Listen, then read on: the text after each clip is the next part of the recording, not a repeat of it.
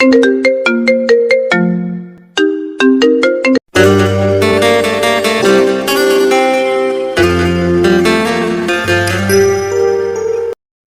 নতুন ভালোবাসার গল্প পেতে আমাদের চ্যানেলটি সাবস্ক্রাইব করে পাশে থাকা বেল আইকনে ক্লিক করুন। ধন্যবাদ। ইয়াসিবার চোখের সামনে দিয়ে অন্য একটা মেয়েকে নিয়ে তাদেরই বেডরুমে গিয়ে দরজা লক করে দিল আফরিদ। তা দেখে নীরবে অশ্রু বিসর্জন দিচ্ছে ইয়াসিবা। জীবনে কি পাপ করেছিল কে জানে, যে আজ ওকে এইসব দেখতে হচ্ছে। বিয়ের 3 মাস হয়ে গেল, আজও আফরিদ ইয়াসিবাকে আপন করে নিতে পারেনি। প্রতিটি মুহূর্তে ইয়াসিবাকে সে অবহেলা করে। ঘৃণা কি না পারে। মুহূর্তেই 2 বছরের ভালোবাসা ঘৃণার ভয়ঙ্কর আস্তরণ পরে ঢেকে গেছে। ভালোবাসাটা ডুবে গেছে ঘৃণার ডোবায়। তুই আমার রক্ষিতা, বুঝেছিস? সবাই তাই জানে, আর সারা জীবন তাই থাকবি। আমার জীবনে কোনো দিন তোর ঠাঁই হবে না। বিয়ে করেছি শুধু তোকে শাস্তি দেবার জন্য। আর যদি কোনো দিন আমার লাইফে ইন্টারফেয়ার করিস, তোকে একদম মেরে ফেলবো। কথাগুলো বলে এক প্রকার গটগট করে চলে গেল আফরিদ। ফ্লোরে পড়ে অঝোর ধারা কাঁদছে ইয়াসিবা। একটু নড়াচড়ার শক্তিও নেই। একটু আগে আফরিদ বেল্ট দিয়ে ইচ্ছা মতো আঘাত করেছে ইয়াসিবার শরীরে, কিন্তু হৃদয়ের আঘাতের ব্যথার কাছে এই ব্যথা কিছুই না। তার হৃদয়টা যে প্রতি মুহূর্তে ক্ষত বিক্ষত হতে থাকে, আর তার একমাত্র কারণ আফরিদ। পুরো নাম আফরিদ চৌধুরী, ডক্টর সে, নিজের হাসপাতাল আছে, দেখতে মাশাআল্লাহ যে কোনো মেয়ের স্বপ্ন পুরুষের মতো। আর ইয়াসিবা হলো ওর স্ত্রী। ভাবছেন তো, ইয়াসিবা যদি ওর স্ত্রী হয়ে থাকে তাহলে রক্ষিতা কেন বলল? জানবেন, সব জানবেন আস্তে আস্তে। এ কেমন জীবন দিলে তুমি আমায় খোদা, না পারি বলতে না পারি সইতে, আর কত সহ্য করব হে খোদা, আমাকে পথ দেখাও তুমি খোদা, পথ দেখাও। কথাগুলো বলে ঠুকরে কেঁদে ওঠে ইয়াসিবা। কাঁদতে কাঁদতে একসময় ফ্লোরেই ঘুমিয়ে পড়ল সে। একটু আগে প্রায় 1 ঘন্টা পর মেয়েটাকে নিয়ে রুম থেকে বের হয়ে আসলো আফরিদ। মেয়েটা আফরিদের গা ঘেঁষে হেলে দুলে হাঁটছে। এসব দেখে ইয়াসিবা কাঁদতে কাঁদতে আফরিদকে বলে, আমি জানি আপনি এমন না, তাহলে নিজেকে খারাপ প্রমাণ করতে চান কেন? আমি জানি আপনি এসব আমাকে দেখিয়ে কষ্ট দেবার জন্য করছেন। ইয়াসিবার কথায় রাগে ফুসফুস করে উঠল আফরিদ। বলে, সামনে থেকে সরো বলছি। আর আমি তোমাকে দেখানোর জন্য কিছুই করছি না। আমি এরকমই। So just shut up and leave. না, আমি কোথাও যাব না। আপনি এই মেয়েকে নিয়ে কোথাও যেতে পারবেন না। আমি আপনার স্ত্রী। কোনো স্ত্রী তার স্বামীর সাথে কোনো মেয়েকে সহ্য করতে পারে না। কি বললি তুই? তোর এত সাহস আমার সাথে মুখে মুখে তর্ক করিস? চল, আজ তোকে বোঝাবো আমি তোর কে। চল। ইয়াসিবার হাত শক্ত করে চেপে ধরে টানতে টানতে নিয়ে গেল আফরিদ। এক প্রকার ফ্লোরে ছুঁড়ে মারলো। ফ্লোরে ব্যথায় কুকড়ে উঠল ইয়াসিবা। তারপর নিজের পরনের বেল্ট খুলে ইচ্ছা মতো মেরে কথাগুলো বলে চলে গেল সে। রাত 2টা। ড্রিঙ্কস করে হেলতে দুলতে নিজের রুমে প্রবেশ করলো আফরিদ। হাতড়ে ঘরের লাইট অন করতেই ফ্লোরে ইয়াসিবাকে পড়ে থাকতে দেখলো। কেমন যেন কাঁপছে মেয়েটা। আফরিদ ধীরে ধীরে এগিয়ে গেল ইয়াসিবার কাছে। ইয়াসিবার মাথার কাছে বসলো সে। ইয়াসিবার মুখে চুলগুলো এলোমেলো হয়ে পড়ে আছে। আফরিদ আলতো করে হাত ছোঁয়ালো ইয়াসিবার কপালে। আতকে উঠে আফরিদ। জ্বরে গা পুড়ে যাচ্ছে মেয়েটার। আফরিদ তাড়াতাড়ি উঠে দাঁড়ালো। তারপর বাথরুমে গিয়ে চোখে মুখে পানি দিয়ে এসে ইয়াসিবাকে কোলে করে খাটে শুয়ে দিল এবং গায়ে একটা কম্বল জড়িয়ে দিল। একটা ইঞ্জেকশন পুশ করে দিল ইয়াসিবার হাতে। তারপর নিজে গিয়ে নিজ হাতে স্যুপ বানিয়ে এনে খাইয়ে দিয়ে মেডিসিন খাইয়ে দিল। সারা রাত ইয়াসিবাকে জলপটি দিল আফরিদ। ইয়াসিবার শাড়ি খুলে দিয়ে পুরো শরীর মুছে দিল। তাও যেন ইয়াসিবার জ্বর কমছেই না, জ্বরে কাঁপছে অনবরত। আফরিদ নিজের শার্টটা খুলে এসে নিজেই কম্বলের নিচে এসে শক্ত করে জড়িয়ে ধরলো ইয়াসিবাকে। একেবারে অদ্ভুত স্নিগ্ধতায় ভরে গেল মনটা। মেয়েটা তার বুকে থাকলে শান্তি লাগে আফরিদের। মনে হয় বিধাতা যেন সব সুখ ওকে দিয়ে দিয়েছে। মাথা নিচু করে তাকায় আফরিদ। দেখে ইয়াসিবা আফরিদের শরীরের উষ্ণতা পেয়ে লেপ্টে আছে ওর সাথে। আর একটু শক্ত করে জড়িয়ে ধরলো ইয়াসিবাকে নিজের সাথে। কেন ইয়াসিবা, কেন আমার ভালোবাসাকে এইভাবে কেন অপমান করেছিলে সেদিন? কেন? কম তো ভালোবাসা দেইনি আমি তাহলে? না পারি তোমাকে মেনে নিতে, না পারি ছুঁড়ে ফেলে দিতে। যতবার তোমার কাছে যাই আমার সেই দিনের কথাগুলো মনে পড়ে বড্ড কষ্ট হয় জানো। এই বুকটাই, এই যে তোমাকে এইভাবে দেখে আমার কেমন লাগছে বলে বোঝাতে পারবো না। ইচ্ছে করছে নিজেকে শেষ করে দেই, কিন্তু কার জন্য নিজেকে কষ্ট দেব? কার জন্য? যে মেয়ে আমাকে ভালোবাসা তো দূরে থাক, আমার ভালোবাসাকে কখনো সম্মানই করেনি, তাকে কিভাবে মেনে নেই আমি বলতো? কথাগুলো বলে এক দৃষ্টিতে সেদিক তাকে ইয়াসিবার মুখের দিকে। সে কি মায়া? আল্লাহ যেন সব মায়া এই মুখটা ঠেলে দিয়েছে। এই মুখটা দেখেই তো একসময় প্রেমে পড়েছিল সে, কিন্তু এই মুখটার অধিকারী যে প্রতারক, বিশ্বাসঘাতক। না, আফ্রিদ আর এই চেহারার মায়া পড়বে না। কথাগুলো ভাবতেই ইয়াসিবাকে ধাক্কা দিতে প্রস্তুত হলো। তারপর কিছু একটা ভেবে ইয়াসিবাকে শক্ত করে জড়িয়ে ধরলো। ঘুমের রাজ্যে পাড়ি জমালো দুজন।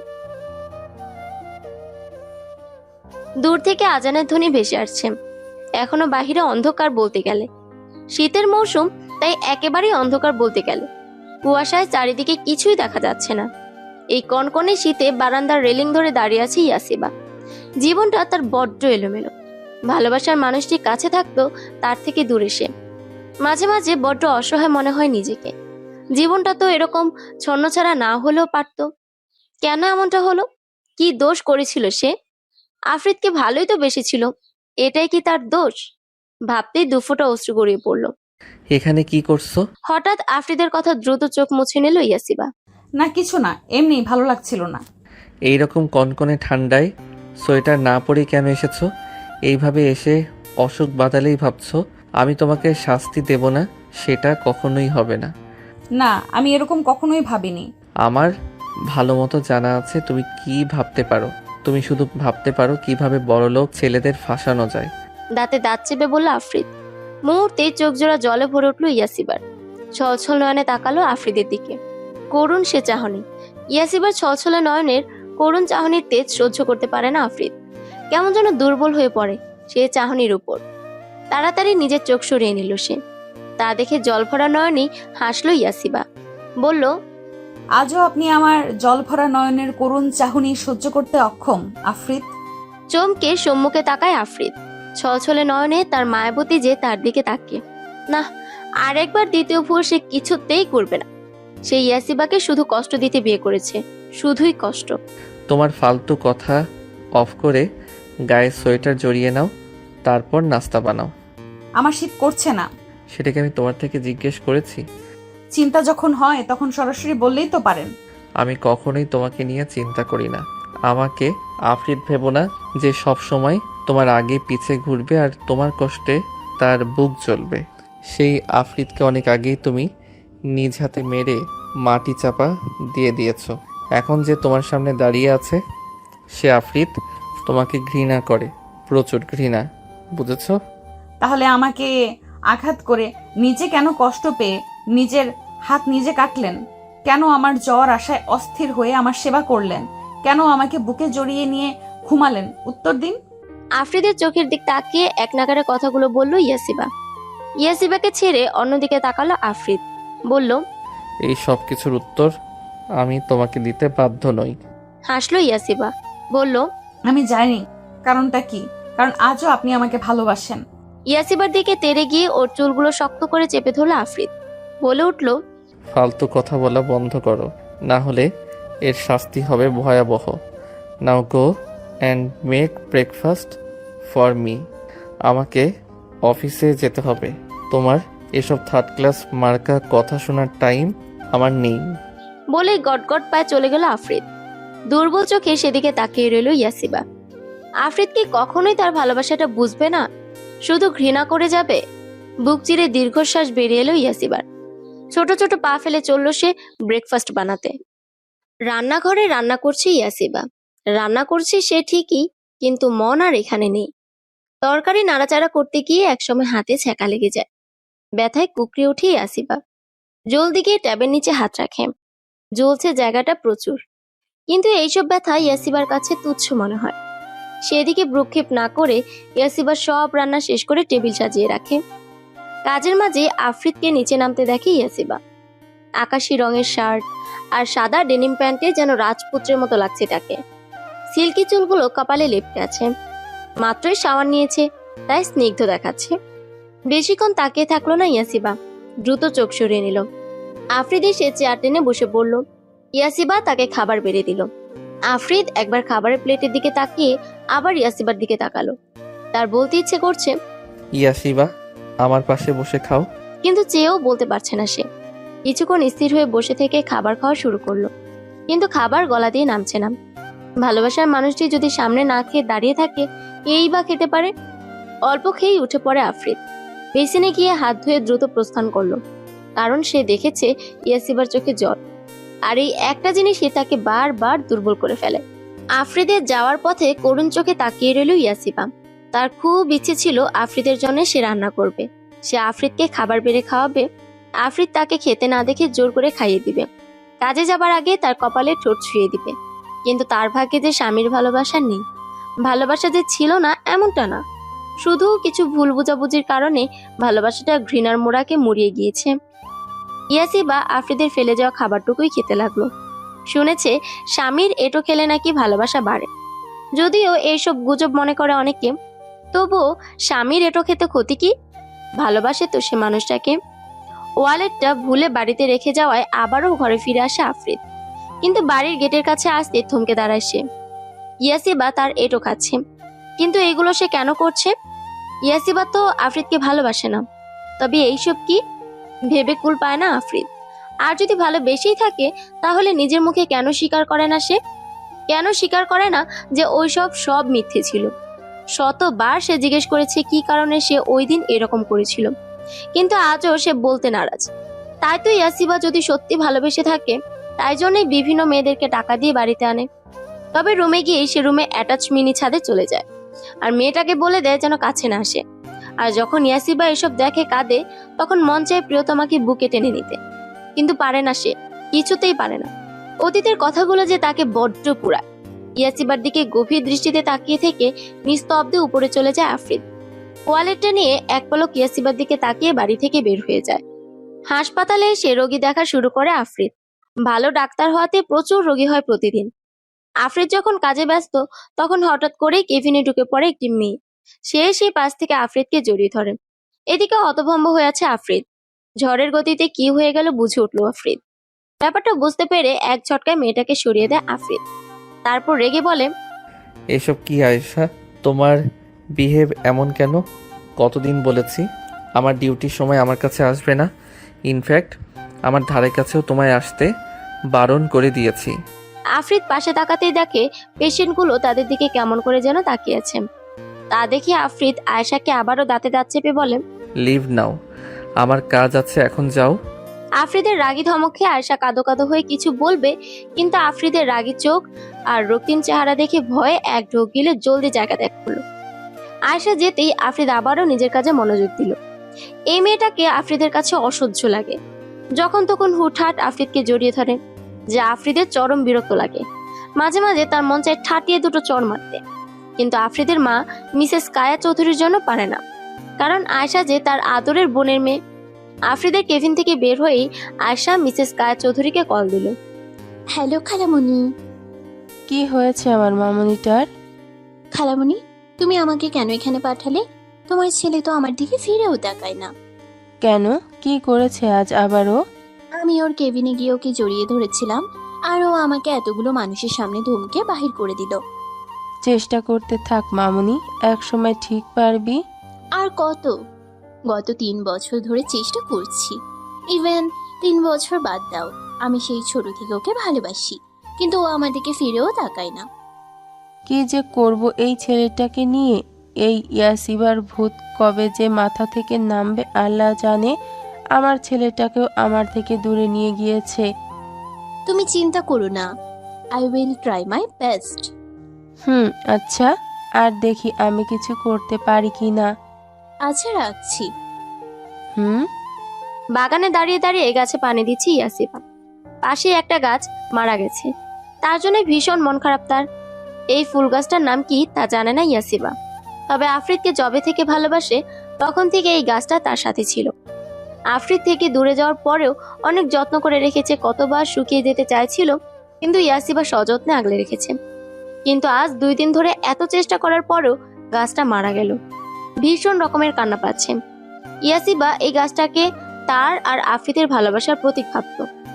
যতক্ষণ গাছটা ছিল সে মনে করত তাদের ভালোবাসা আছে, কিন্তু গাছটা শুকিয়ে গেছে।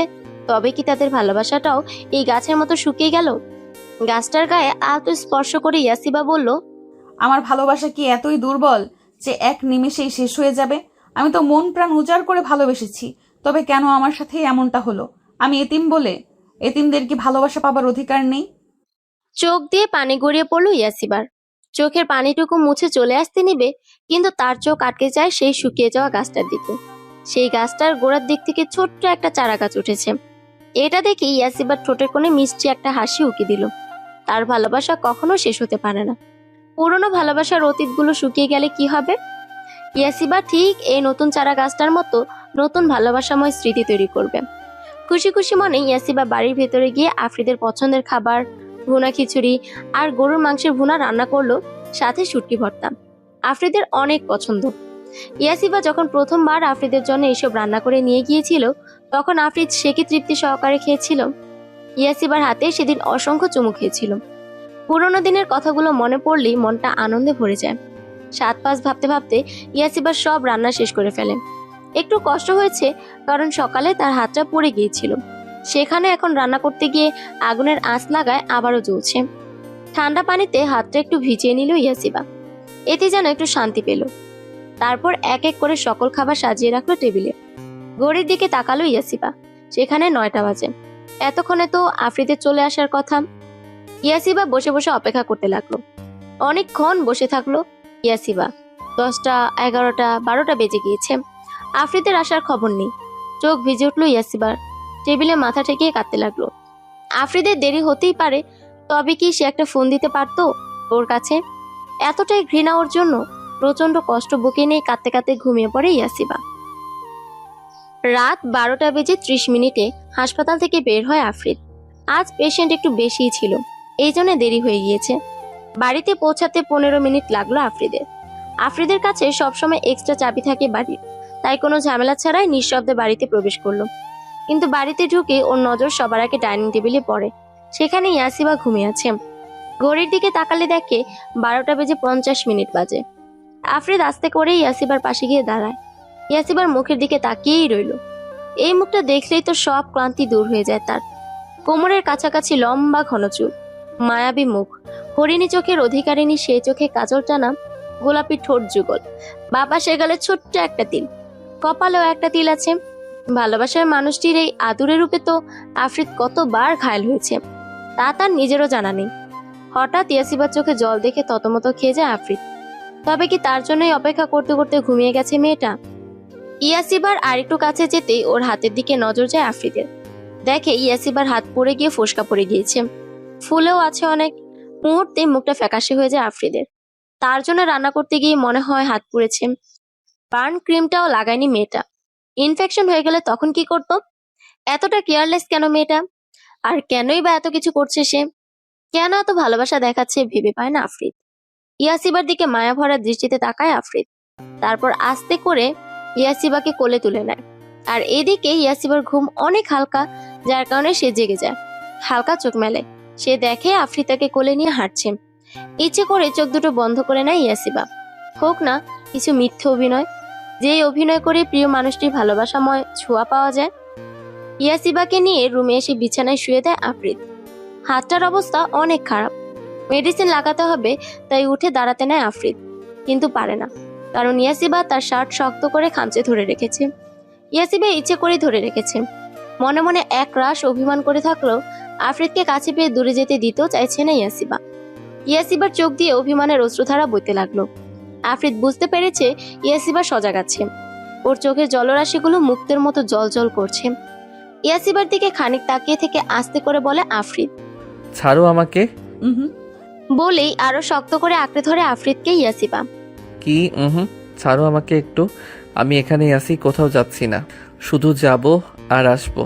আফ্রিদের কথায় আশ্বস্ত হয়ে ওকে ছেড়ে দেয় ইয়াসিবা। চোখ খুলে অন্যদিকে তাকিয়ে রইল। আফ্রিদ গিয়ে ফার্স্ট এড বক্সটা নিয়ে এসে ইয়াসিবার পাশে বসলো। আর সেটাই ইয়াসিবা বুঝতে পেরেও তাকালো না ওর দিকে। আফ্রিদ ইয়াসিবার পোড়া হাতটায় হালকা হাত ছোঁয়াতেই চমকে ওঠে। হাতটি সরিয়ে নিতে চাই ইয়াসিবা, কিন্তু তার আগেই ওর হাতটা খপ করে ধরে ফেলে আফ্রিদ। ইয়াসিবা কাপা গলায় জিজ্ঞেস করে, কি করছেন? কি হাত ধরছেন কেন? কেন আমি হাত ধরতে পারি না? আমি সেটা কখন বললাম? তো কি বোঝাতে চাইছো তুমি? আমি তোমার হাজবেন্ড, আমার অধিকার আছে তোমাকে ছোঁয়ার। হ্যাঁ আমি জানি। ইয়াসিবাকে বলতে না দিয়ে আফ্রিদ আবার বলে, তারপর কি? হ্যাঁ, আমি ধরলে হাতে ফোসকা পড়ে? হ্যাঁ, ওই আকাশ তোমার হাত ধরলে বড্ড ভালো লাগে তাই না? আফ্রিদের মুখে এইসব কথা শুনতেই ঘৃণা চোখ বুজে নেয় ইয়াসিবা। ওর সারাটা শরীর ঘিন ঘিন করছে, এতটা খারাপ কথা কিভাবে বলতে পারলো আফ্রিদ তাকে? তার কি একটু বুক কাঁপলো না? ইয়াসিবা উঠে যেতে নিতেই আফ্রিদ তার হাত ধরে আবার বসিয়ে দেয়। রাগে শরীর জ্বলে যাচ্ছে ইয়াসিবার। এতটা আদিক্ষেতা তাকে নিয়ে কেন করছে? যদি তাকে সহ্যই করতে পারে না, তাহলে কেন এখন আটকে রেখেছে? ইয়াসিবা রুড়ো কণ্ঠে বলল, আমাকে ধরে রেখেছেন কেন? ছাড়ুন, আমি ঘুমাবো, নিচে বিছানা করা লাগবে। আজ নিচে ঘুমানো লাগবে না, বিছানাতেই ঘুমাও। ইনফ্যাক্ট আজ থেকে বিছানায় ঘুমাও তুমি। তো আমি বিছানায় ঘুমালে আপনি কোথায় ঘুমাবেন? আমিও বিছানায় ঘুমাবো। আফ্রিদের এমন কথা শুনে বড় বড় চোখ করে ওর দিকে তাকায় ইয়াসিবা। তা দেখে আফ্রিদ বলল, এভাবে তাকানোর কিছু নেই, আমরা স্বামী স্ত্রী এক বিছানায় ঘুমোতেই পারি। এখন আর কথা না বলে এখানে বসো। আফ্রিদ ইয়াসিবাকে নিয়ে বিছানায় বসালো। তারপর ফার্স্ট এড বক্স নিয়ে তারপর তুলে মেডিসিন লাগিয়ে ইয়াসিবার পোড়া জায়গা পরিষ্কার করার জন্য লাগাতেই ব্যথায় কুকড়ে উঠে ইয়াসিবা। নিজের জামা খামচে ধরে, তাতে দাঁত চেপে ব্যথা সহ্য করার প্রচেষ্টা চালাতে লাগলো। আফ্রিদ ইয়াসিবার দিকে তাকায় একবার, আবার ইয়াসিবার হাতে ফু দিচ্ছে। আফ্রিদ বুঝতে পারছে পোড়া জায়গাটা প্রচুর জ্বলছে ওর, কিন্তু কিছু করার নেই, মেডিসিন লাগাতেই হবে, না হলে যে ঘাটা আরো বিগড়ে যাবে। ইয়াসিবার চাপা আর্তনাদে বুক কাঁপছে আফ্রিদের, চোখ জোড়া ভিজে উঠতে চাইছে বারবার, লাল হয়ে আছে। আফ্রিদ ভালোভাবে মেডিসিন লাগিয়ে ড্রেস আপ করে দিল ইয়াসিবার হাতে। ইয়াসিবার দিকে তাকায়, মেয়েটা ব্যথায় থরথর করে কাঁপছে।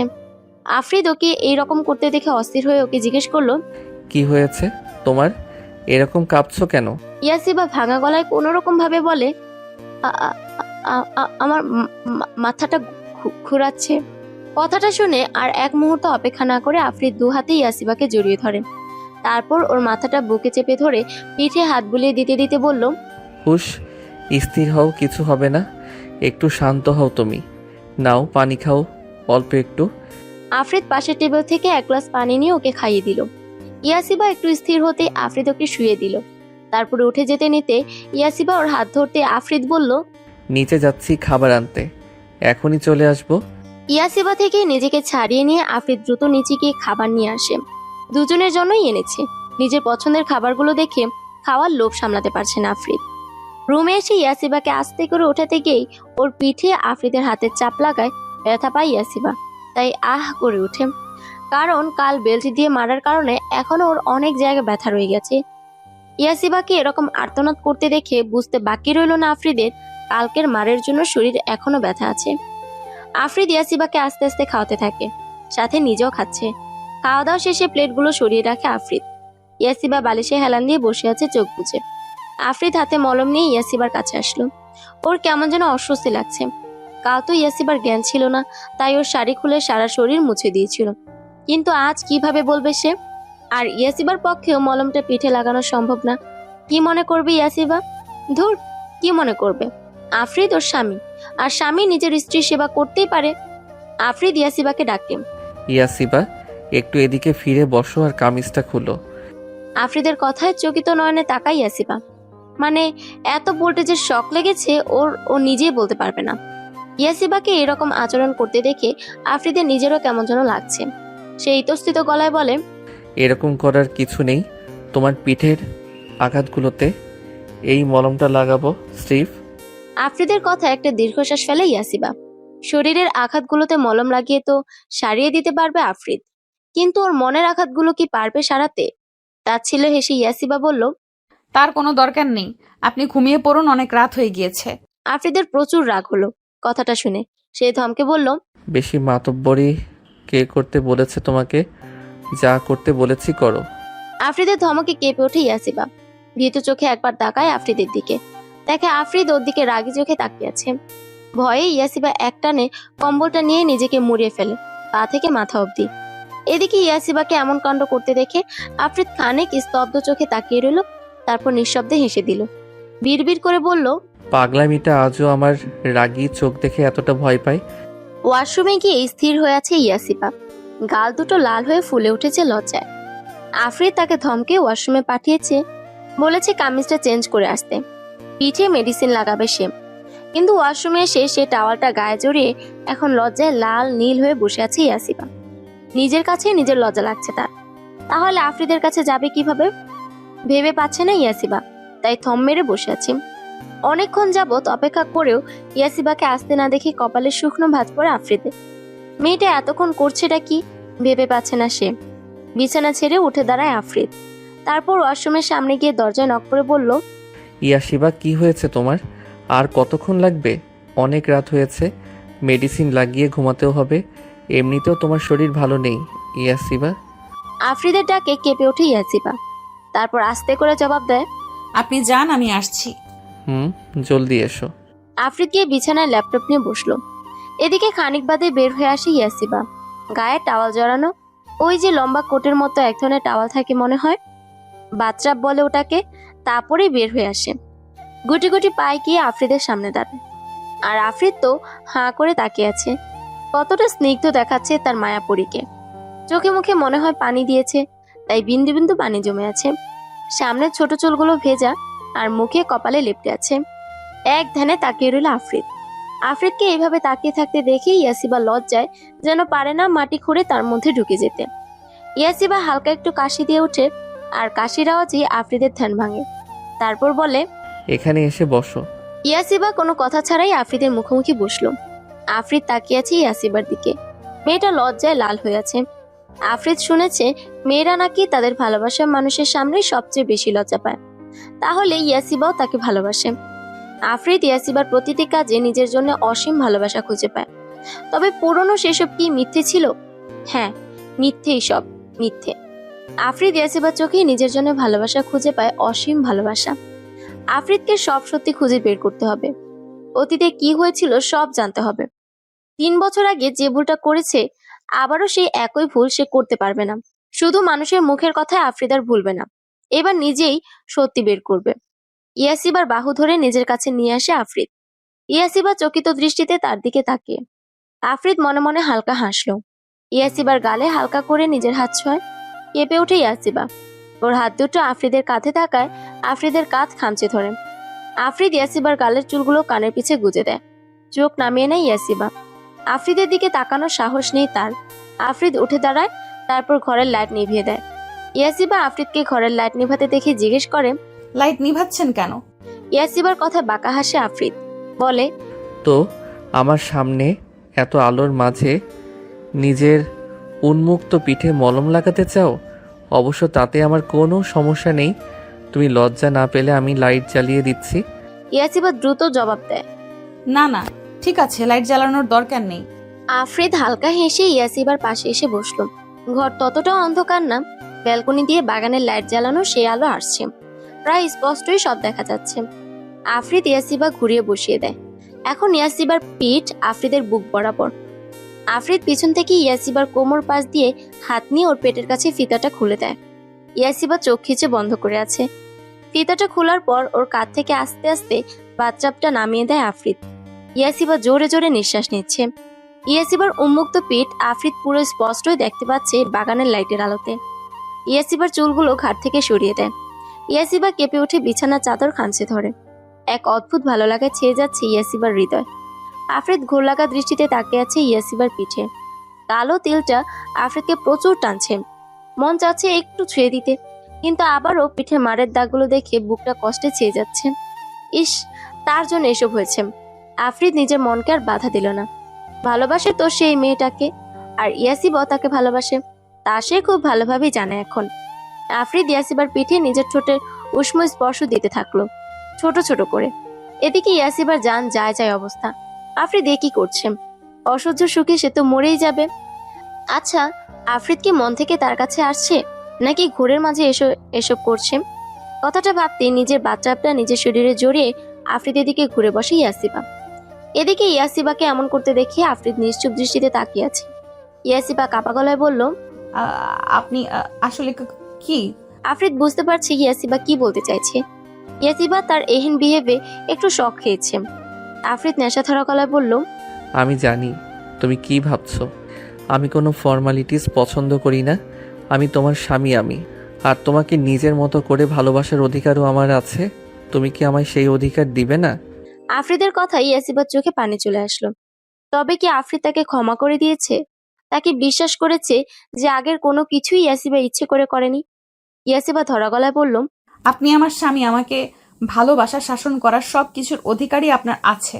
তারপর আবার আফ্রিদের হাত দুটো ধরে বলে, আপনি শুধু আমাকে ভালোবাসুন আর বিশ্বাস করুন। আমি সত্যি বলছি, ওসব আমি ইচ্ছে করে কিছুই করিনি। আপনাকে আমি অনেক ভালোবাসি। আপনি ছেড়ে অন্য কারো কাছে যাওয়ার কল্পনাও করতে পারি না। ইয়াসিবা হু হু করে কেঁদে দিল। আফ্রিদ ইয়াসিবার চোখে পানি দেখে আফ্রিদ নিজেরও চোখে পানি চলে এসেছে। না, এই মেয়েটা কখনোই তাকে ঠকাতে পারে না। আফ্রিদ ইয়াসিবাকে হ্যাচকা টানে নিজের বুকে নিয়ে আসে। তারপর ইয়াসিবার মাথাটা নিজের বুকে চেপে ধরে বলে, হুশ, আর কেঁদো না। আমি আর তোমাকে কষ্ট দিব না। আমি তোমাকে বিশ্বাস করি ইয়াশিবা, আর অনেক ভালোবাসি। কিন্তু কি কারণে তুমি 3 বছর আগে সেসব করেছিলে বলো আমাকে ইয়াশিবা? ইয়াসিবা কাঁদতে কাঁদতেই বলে, আমি বলতে পারবো না আপনাকে। আমাকে মাফ করুন। এই কথাটা না হয় অজানাই থাক। এটা আমাকে বলতে বলবেন না প্লিজ। আফ্রিদ বুঝতে পারলো এর পিছনে অনেক বড় একটা কারণ আছে, যেটা ইয়াসিবা বলতে চাইছে না। আফ্রিদ আর জোর করলো না ইয়াসিবাকে। মেয়েটা এমনিতে অসুস্থ। আফ্রিদ ইয়াসিবার মাথায় হাত বুলিয়ে দিতে লাগলো। বলল, হুশ, আর কাঁদবে না। আজ থেকে তোমার চোখে আমি আর পানি আসতে দিব না। তোমাকে এতটা ভালোবাসা দিব যে তুমি আগের সব বিষাক্ত স্মৃতি ভুলে যাবে। ইয়াসিবাকে অনেক বুঝিয়ে শুনিয়ে স্থির করে ওর পিঠে মেডিসিন লাগিয়ে দিল। তারপর নিজে শুয়ে তারপর ইয়াসিবাকে বুকে টেনে নিয়ে ওর মাথায় হাত বুলিয়ে দিতে লাগলো। ইয়াসিবা আজ খুশিতে আত্মহারা। ওর কতদিনের মনের আশা পূরণ হলো, নিজের ভালোবাসার মানুষটি তার স্বামী হবে, আর তার বুকে মাথা দিয়ে সে নিশ্চিন্তে ঘুমাবে। আজ সে শান্তিতে ঘুমাবে। এই বুকটাই যে তার চিরশান্তির স্থান। ইয়াসিবা চোখ বুজে আফ্রিদকে আরো জোরে আঁকড়ে ধরল। আফ্রিদও ইয়াসিবার কপালে চুমু খেয়ে চোখ বুজে ঘুমানোর চেষ্টা করতে লাগলো। সেও ঘুমাবে। অনেকদিন পর আজ মনটা অনেক হালকা লাগছে তার। আজ সে সুখী, পৃথিবীর বুকে চিরসুখী। সকালের কারো মিষ্টটাকে ঘুমো ঘুমো চোখ দুটো মেলে তাকায় ইয়াসিবা। পরক্ষণে সামনের মানুষটিকে দেখি তার চেহারায় যেন একটা প্রাপ্তির হাসি ফুটে উঠল। আজ কতটা দিন পর সে আগের আফ্রিদকে দেখতে পাচ্ছে। ইয়াসিবাকে নিজের দিকে এইভাবে তাকিয়ে থাকতে দেখে আফ্রিদ কিঞ্চিত হাসলো। তারপর আলতো হাতে ইয়াসিবার গাল স্পর্শ করলো। ইয়াসিবা আবেশে চোখ বুজে নিল। এই মানুষটার এই আলতো হাতে স্পর্শটাও যে ইয়াসিবাকে স্বর্গীয় সুখ প্রদান করে, তাকে সে জানে। আমার ঘুম কুমারী উঠবেন না? আজকে সকালটা আল্লাহ তাআলার নাম নিয়ে শুরু করা যাক। আফ্রিদের কথা ইয়াসিবা চোখ খুলে প্রাপ্তির হাসি দিল। এইটাই তো সে চেয়েছিল খোদার দরবারে এতদিন। অবশেষে তার রব তার দিকে মুখ তুলে তাকিয়েছে। ইয়াসিবা ছোট বাচ্চাদের মতো আদর আদরের মুখ বানিয়ে দুহাত উপরে তুলে বাচ্চাদের মতো ভঙ্গি করে আফ্রিদকে বুঝালো যে তাকে কোলে নিয়ে ফ্রেশ করে আনতে। আফ্রিদ ইয়াসিবার কাণ্ড দেখে হেসে দিল। তারপর ইয়াসিবাকে কোলে তুলে নিয়ে ওর নাকে নাক ঘষে দিয়ে বলল, এত বড় হয়ে গেলে এখনো সে আগের বাচ্চা ইয়াসিবাই আছো? আমি আজীবন আপনার কাছে আগের ইয়াসিবা হয়েই থাকতে চাই, যে ইয়াসিবা আফ্রিদকে ভালোবেসেছিল। আচ্ছা। হ্যাঁ। আফ্রিদ ইয়াসিবাকে নিয়ে ওয়াশরুমে নামালো। ওকে সুন্দরভাবে ফ্রেশ করিয়ে দিয়ে দুজনে একসাথে অজু করে এসে নামাজ আদায় করে নিল। মসজিদ দূরে হয়, আফ্রিদ ঘরেই নামাজ পড়ল। নামাজ আদায় শেষে আফ্রিদ বলল, তুমি বারান্দায় যাও, আমি আসছি। কোথায় যাবেন? বললাম না আসছি। আচ্ছা। ইয়াসিবা বারান্দায় চলে গেল। শীতের ভোর হওয়াতে এখনো কুয়াশা কাটেনি, তবে ইয়াসিবার মনের কুয়াশা কেটে গেছে। মৃদুমন্দ বাতাস এসে ইয়াসিবার গা ছুঁয়ে যাচ্ছে। নামাজ পড়ায় আজ কতটা সতেজ লাগছে। দেখেই বোঝা যাচ্ছে কতটা খুশি আজ মেয়েটা। ইয়াসিবার চুলগুলো ছাড়া বিধায় কিছুক্ষণ পর পর হালকা করে দুলে উঠছে। আর উঠছে ইয়াসিবার শাড়ির আঁচল। এই হৃদয় কাঁপানো দৃশ্য কেই বা না চায় দেখতে।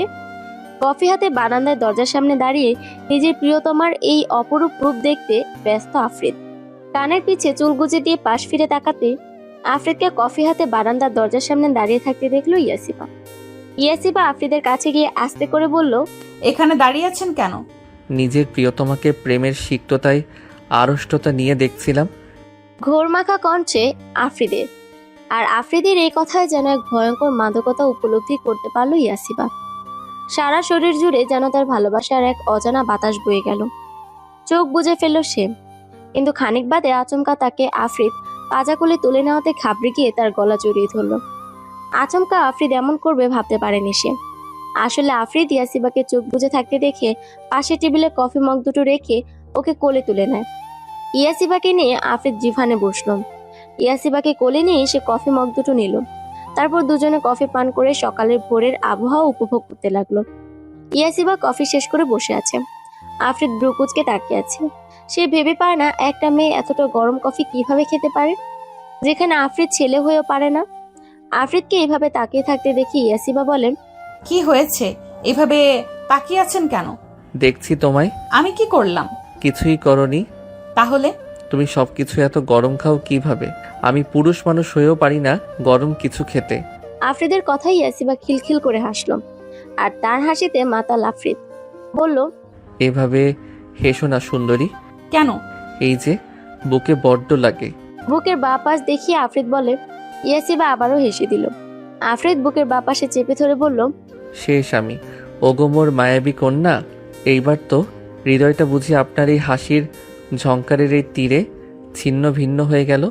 ইয়াসিবা হেসেই বলল, কি হয়েছে আপনার? ভয়ানক এক অসুখ। কিসের অসুখ? ভালোবাসাময় অসুখ। এখন আমি কি করতে পারি আপনার জন্য? কিছু না মায়াবতী, শুধু একটু অমৃত পান করিয়ে স্বর্গীয় সুখের রাজ্যের আংশিক দেখা দিন আমায়। নেশা জড়ানো কণ্ঠ আফরিদের। আফরিদের এই নেশা জড়ানো কণ্ঠের আবদারটা কিসের তাই ইয়াসিবা ভালোই বুঝতে পারল। মুহূর্তেই লজ্জায় ইয়াসিবার গাল দুটো ফুলে উঠল। ইয়াসিবা আফরিদের কোল ছেড়ে উঠে দাঁড়াতে নিলেই আফরিদ তার হাত চেপে ধরে করুণ গলায় বলল, রূপবতী চলে গেলে যে ব্যথাটা আরো বেড়ে যাবে। তোমার ওই অষ্টধয়ের আলতো ছোঁয়ায় আমার এই ব্যথিত হৃদয়টা ভালো করে দাও। ইয়াসিবা লজ্জায় জুবুথুবু হয়ে বসে রইল। লোকটা কি জানে না যে তার রূপবতীর যে অনেক লজ্জা? এত লজ্জা পেরিয়ে সে কিভাবে? ইস, আর ভাবতে পারছে না ইয়াসিবা। তবুও কাপা গলায় বলল, আপনার রূপবতীর ওষ্ঠদয়ের ছোঁয়া আপনি নিজেই নিয়ে নিন না। আপনার প্রিয়তমার যে বড্ড লজ্জা। এভাবে বললে যে আরো কিছু পাবার তৃষ্ণা বেড়ে যায়। ইয়াসিবা আফরিদের ঠোঁট চেপে ধরলো ওর কথায়। আফরিদ ইয়াসিবার হাতের তালুতে চুমু খেলো। কেঁপে উঠল ইয়াসিবা। আফরিদ ইয়াসিবার কোমর জড়িয়ে ধরে টেনে নিজের বুকের মধ্যেখানে টেনে নিয়ে আসলো। ইয়াসিবার নিজের দৃষ্টি এখনো নিচের দিকে আবদ্ধ করে রেখেছে। লাজুক লতা তাকাবে না? হুম, কেন তাকাও না? আমি যে তাকাতে পারবো না। আপনার এই মাতাল করা চাহনি যে আমার ভীরতা বড্ড এলোমেলো করে দেয়। প্রচন্ড মিয়ে যাওয়া গলায় আস্তে করে বলল ইয়াসিবা। ভালোবাসি ইয়াসিবা। আফরিদের মুখে যতবার এই ভালোবাসি কথাটা শুনে ততবার ইয়াসিবা তার হৃদয়টায় একটা সুখের রাজ্যের দেখা পায়। ইয়াসিবা চোখ তুলে তাকাতেই আফরিদের তপ্ত ওষ্ঠদয়ের তীব্র ছোঁয়া নিজের ওষ্ঠজোড়ায় পেল। মুহূর্তেই আফরিদের আরো কাছে এসে এক হাতে ওর পিছনে চুলগুলো, অন্য হাতে ওর বুকের কাছে শার্ট খামচে ধরল। দীর্ঘ 3 বছর 7 মাস পর এই ভালোবাসাময় আবেগে মাখামাখি দুজন। গভীর একটা প্রেমাসিক্ত চুম্বন শেষ করে আফরিদ ইয়াসিবাকে ছেড়ে দেয়। ইয়াসিবা দ্রুত নিজের লজ্জারাঙ্গা মুখটা লুকোতে আশ্রয় নিল তার স্বামীর বুকের মাঝখানটায়। আফরিদ ইয়াসিবা চুলগুলো একপাশে সরিয়ে দিল।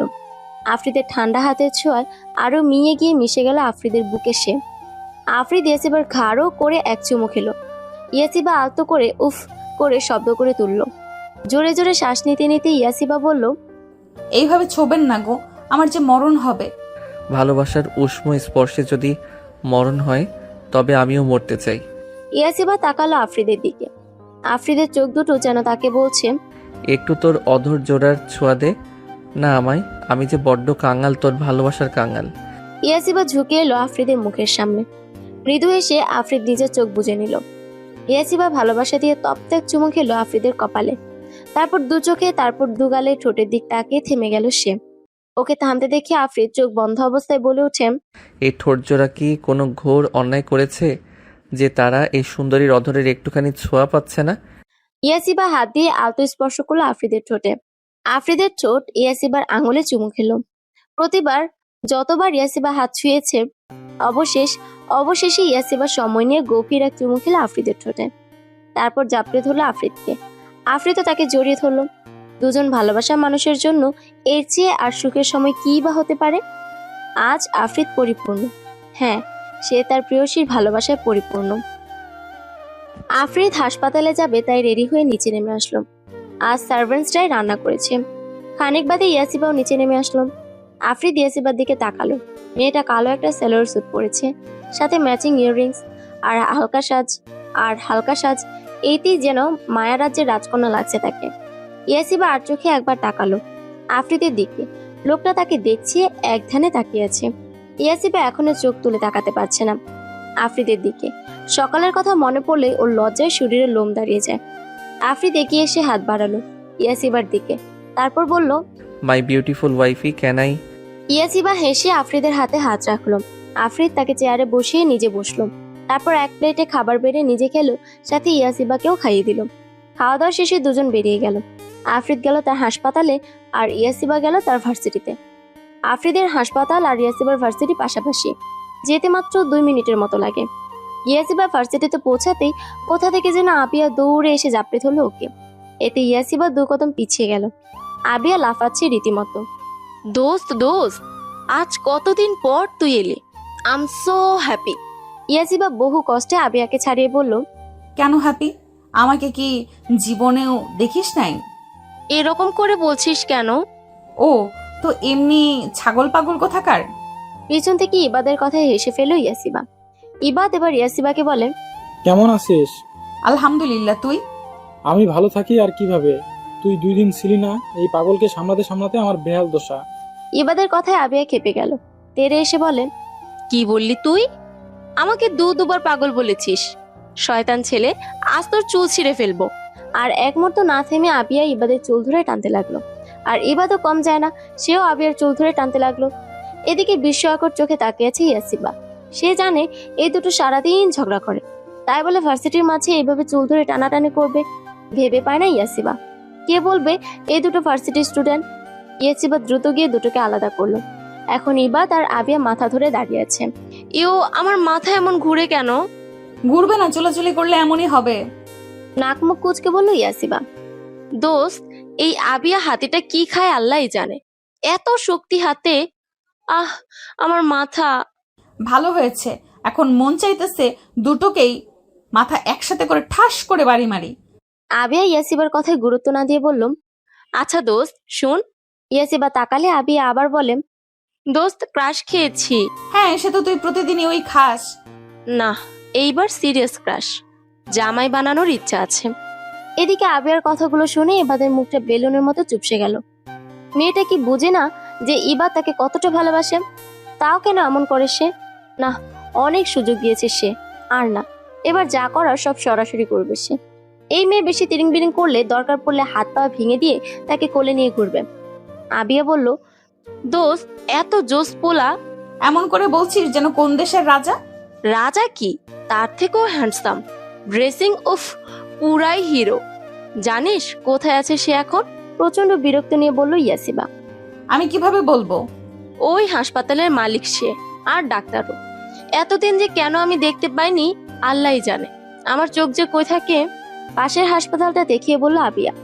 চমকে আবিয়ার দিকে তাকালো ইয়াসিবা। এই হাসপাতালের মালিক তো আফ্রিদ। তবে কি তার কথাই বলল আবিয়া, নাকি সে ভুল শুনেছে? ইয়াসিবা কাপা হাতে নিজের ফোনে আফ্রিদ আর তার একটা ছবি বের করলো। এদিকে তো আবিয়া বকর বকর করেই যাচ্ছে, তাকে ক্রুব্ধ দৃষ্টিতে তাকিয়ে ইবাদ।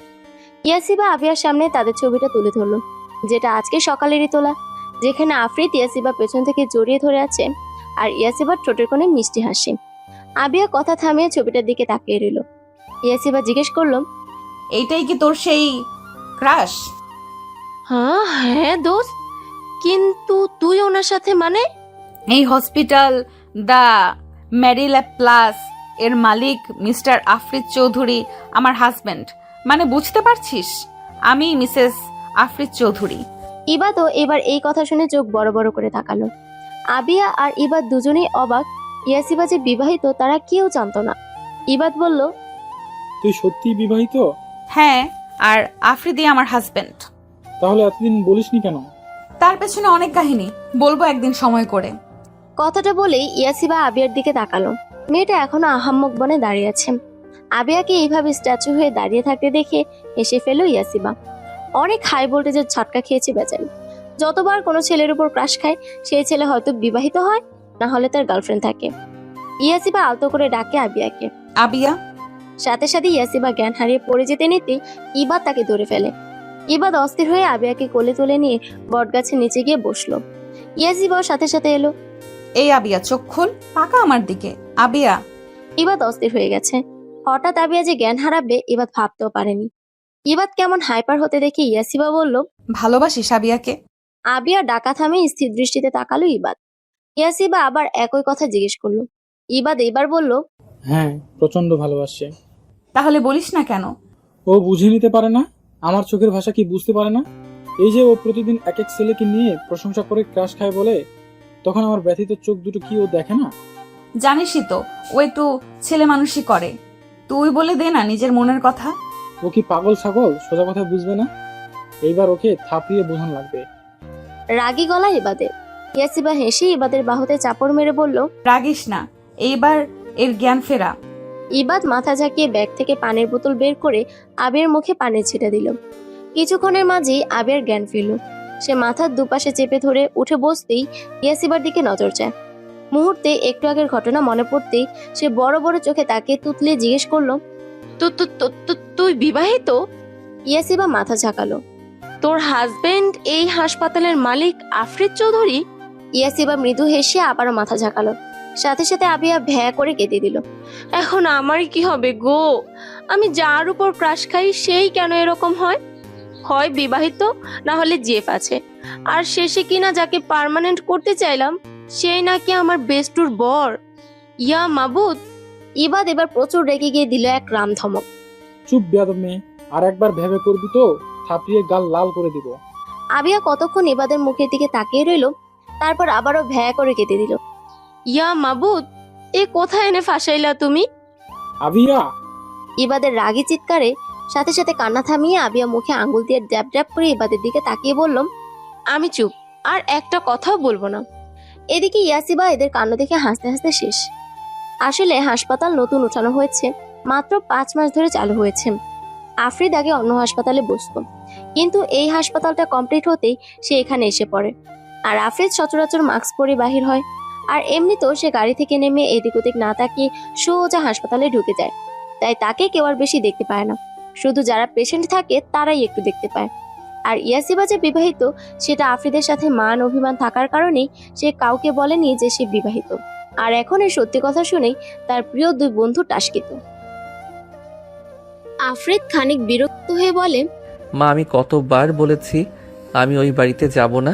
কায়া চৌধুরী রেগে বললেন, কেন আসবি না? ওই মেয়েটা নিশ্চয়ই বারণ করেছে। মা, তুমি ইয়াশিবা কেন দোষ দিচ্ছ? ওই মেয়েটারই সব দোষ। ওই তোকে বলে যে আমার কাছে না আসতে। ওহ মা, প্লিজ। আর ওই মেয়ে, এই মেয়ে বলছো কেন? ওর একটা ভালো নাম আছে, ইয়াসিবা। আর ভুলে যেও না, ইয়াসিবা এখন চৌধুরী বাড়ির বড় বউ। আমি ওকে কখনো পুত্রবধূ রূপে মানি না। তোকে কতবার করে বললাম ওই মেয়েকে বিয়ে করিস না। একবার ধোকা খেয়ে তোর শিক্ষা হয়নি? মা, I am fed up. I don't want to listen anything right now. Okay, bye, take care. বলে ফোন কেটে দিল আফরিদ।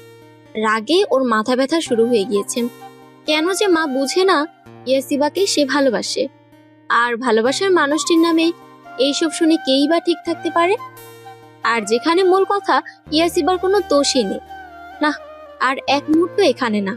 ইয়াসিবাকে এখন ওকে দেখতে হবে। এই মেয়েটাকে এখন না দেখলে নির্ঘাত সে পাগল হয়ে যাবে। 7 পাঁচ না ভেবে আফরিদ বেরিয়ে গেল ভার্সিটির উদ্দেশ্যে, আর অল্প সময়ই পৌঁছে গেল। তোদের বিয়েটা হলো কিভাবে সেটা তো বলবি। এখন আর কিছু বলবো না ইবাদ, সময় হলে আমি নিজেই সব তোদের বুঝিয়ে বলবো। ইয়াসিবার কথায় এবার মাথা ঝাঁকালো। সে বুঝতে পারছে নিশ্চয়ই বড় কোনো কারণ আছে, না হলে ইয়াসিবা তাদের বলে দিত। দোস্ত! হঠাৎ আবিয়ার চিৎকার ইয়াসিবা আর ইবাদ দুজনে চমকে তার দিকে তাকালো। ইয়াসিবা বলল, কিচ্ছে চিল্লাচ্ছিস কেন? ইবাদ বিরক্তি নিয়ে বলল, এটাকে যে আমি কি করব? আরে আমার কথা শোন, পিছে তাকা। ইয়াসিবা আমার ক্রাশ আসছে গো, কি হ্যান্ডসাম! হায়! আবিয়ার কথা ইয়াসিবা পিছনে তাকালো, দেখে আফরিদ এই দিকেই আসছে। মুখে হাসি ফুটে উঠল। ইয়াসিবার বিয়ের পরে এই প্রথম আফরিদ তার সাথে ভার্সিটিতে দেখা করতে আসছে। পরক্ষণে চারপাশে তাকাতেই দেখে সব মেয়েরা আফরিদকে পারলে চোখ দিয়েই গিলে খাচ্ছে। ইয়াসিবার রাগ উঠে গেল। এই মেয়েগুলো এত লুচু কেন? মন তো চাচ্ছে এক একটার চুলগুলো টেনে ছিঁড়ে ফেলতে। ইয়াসিবা রাগে ফুসতে ফুসতে আফরিদের দিকে আগালো। ইয়াসিবাকে চলে যেতে দেখে আবিয়া বলে ওঠে, আরে ইউ, আমাকে নিয়ে চল, ক্রাশ জিজুর সাথে পরিচয় করিয়ে দিবি না? ইবাদ এইবার আর পারল না রাগ ধরে রাখতে। আবিয়া উঠে যেতে নিতেই ইবাদ তার হাত শক্ত করে চেপে ধরলো। তা দেখে আবিয়া বলে, কি হয়েছে? হাত ধরেছিস কেন? ছাড়, আমি আমার ক্রাশ জিজুর কাছে যাব। তুই এখন আমার সাথে যাবি। আরে কিন্তু আবিয়াকে আর কিছু বলতে না দিয়ে ওকে টানতে টানতে ভার্সিটির পিছনের দিকটা নিয়ে আসলো ইবাদ। এদিকে আবিয়া তাকে বকিয়ে যাচ্ছে। ইবাদ তার মুখে আঙ্গুল দিয়ে বলল, হুস, কেন আমি? আবিয়াকে থামিয়ে দিল। আবার ইবাদ বলল, তুই কি বুঝিস না আবিয়া? করুণ গলা ইবাদের। আজিব, কি বুঝবো আমি? মুখ থেকে ইবাদের হাত সরিয়ে বলল আবিয়া। তুই এমন কেন? আরে আমি এমন আবার কি? তুই শর্ত, আমি ক্রাশ জিজুর কাছে যাব, তাকে জিজ্ঞেস করব তার কোনো ছোট ভাই আছে কিনা, যদি থাকে তাহলে তার সাথে লাইন মারার ট্রাই করব। আবিয়ার কথা এবার রেগে আবিয়ার বাহু চেপে ধরে চিল্লিয়ে বলল, স্টপ আবিয়া, কেন বুঝিস না তুই? তোর মুখে অন্য কারোর নাম শুনলে আমার কষ্ট হয়। কেন তুই আমার চোখের ভাষা বুঝিস না? আমি যে প্রতিদিন কষ্ট সহ্য করে যাচ্ছি, কেন বুঝিস না যে আমি তোকে ভালোবাসি? আবিয়াকে ধাক্কা দিয়ে সরিয়ে দিল ইবাদ। জোরে জোরে নিঃশ্বাস নিতে লাগলো সে। প্রচন্ড রাগে তার সারা শরীর কাঁপছে। দু হাতে মাথা চেপে ধরলো সে। হঠাৎ আবিয়া ঝড়ের গতিতে ইবাদকে জড়িয়ে ধরলো, শক্ত করে, খুব শক্ত করে ধরলো। ইবাদ অবাক, কি হলো এটা? আবিয়া ইবাদের বুকে আরেকটু মিশে গিয়ে কান্নারত গলায় বলল, এতদিন লাগলো এটা বলতে? আমি যে এই শব্দগুলো শোনার জন্য কতটা পাগল ছিলাম তুই জানিস না? প্রচন্ড রকম শক পেয়েছি ইবাদ। সে তবদা খেয়ে দাঁড়িয়ে আছে। আবিয়া নিজেই ইবাদের হাত দুটো নিয়ে নিজের কোমরে রাখ, তারপর বলে, কি আমাকে জড়িয়ে ধরবি না? ইবাদ তাকালো আবিয়ার দিকে।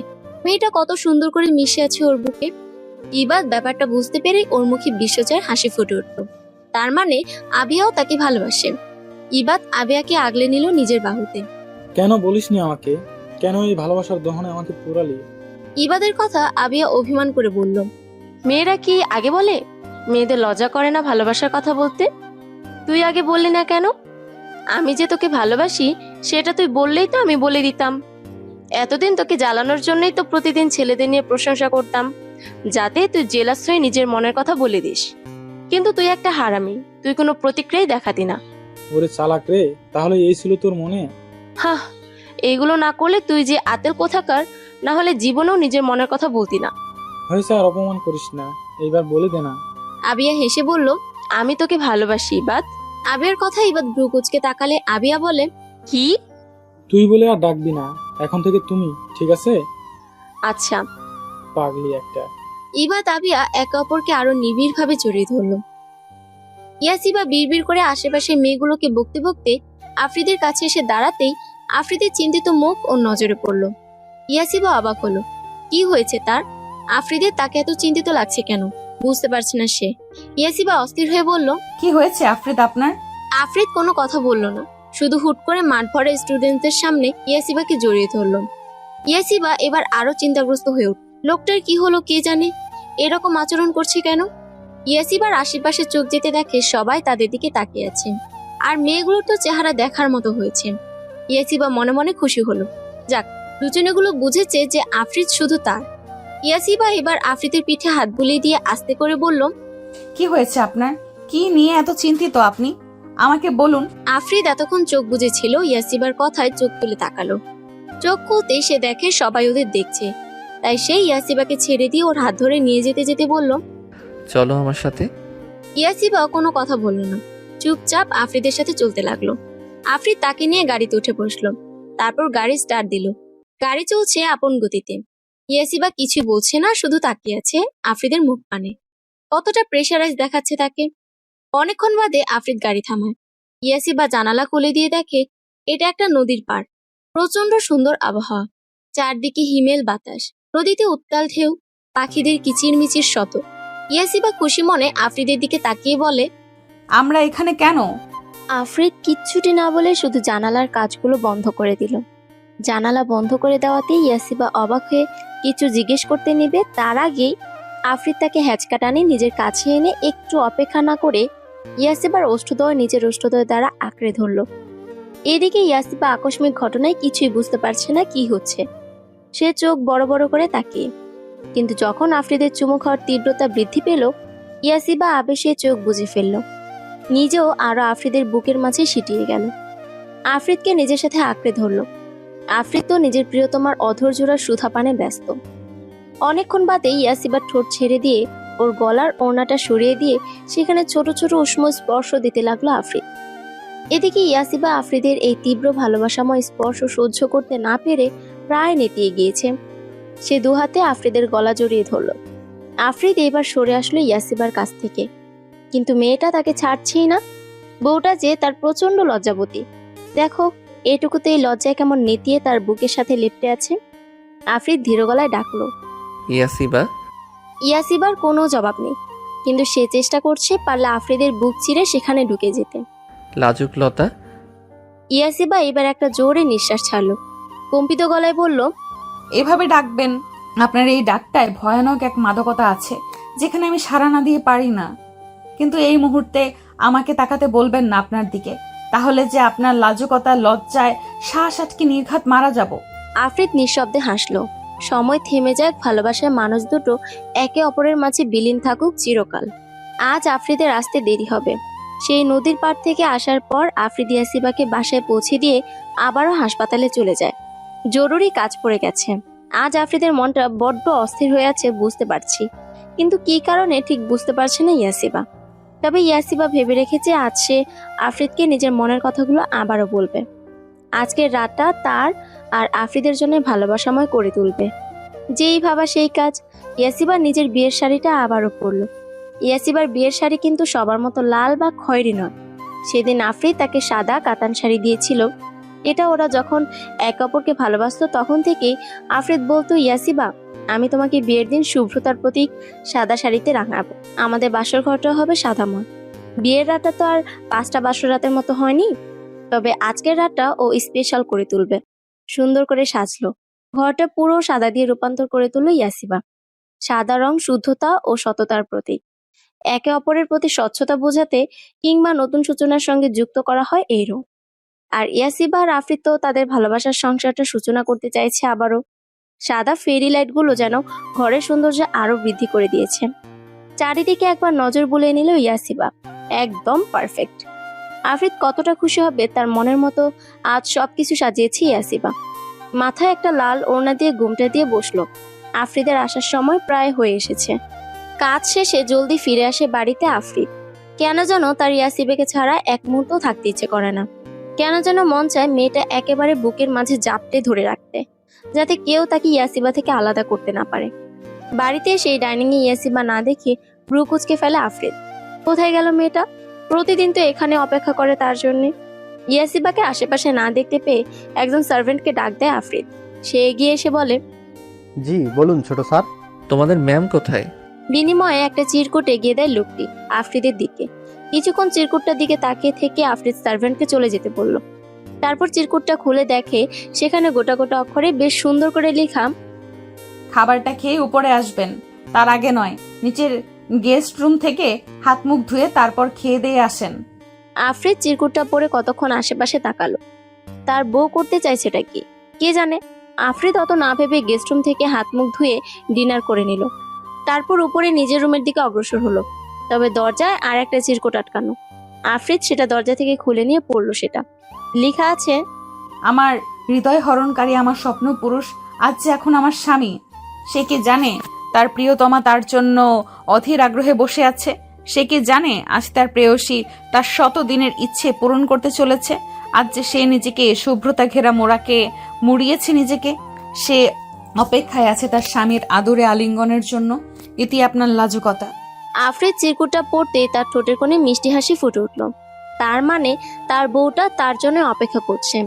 তার মনে আছে আফ্রিদ তাকে বলেছিল শুভ্রতার প্রতীক সাদা দিয়ে তাদের ভালোবাসার প্রাপ্তির সূচনা হবে। আচ্ছা, তার প্রিয়তমা তো আজ তার জন্য সেজেছে। তাকে কেমন লাগছে দেখতে?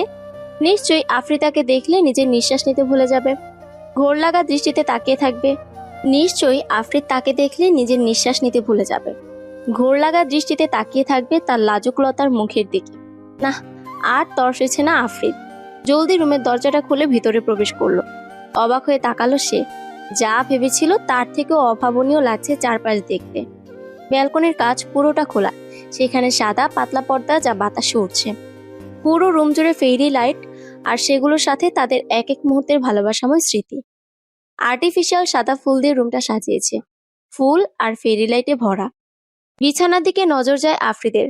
তার চারপাশ যেন স্থির হয়ে আছে। এ যে তার প্রিয়তমা সাদা শাড়িতে নিজেকে সাজিয়েছে, মাথায় লাল ওড়না দিয়ে ঘুমটা দেওয়া, বিধায় মুখ দেখা যাচ্ছে না। পায়ে রক্তলাল আলতা দিয়ে রাঙানো। সেখানেই থম মেরে দাঁড়িয়ে থাকলো আফরিদ। ইয়াসিব মুখ তুলে তাকালো। ওনার ওপাশ থেকে দেখা যাচ্ছে আফরিদ এক জায়গায় থম মেরে দাঁড়িয়ে আছে। মুচকি হাসলো ইয়াসিবা। সে জানে আফরিদ অবাক হয়ে থম মেরে আছে। আস্তে করে বিছানা থেকে নেমে দাঁড়ায়, ধীর পায়ে আফরিদের দিকে এগিয়ে আসলো।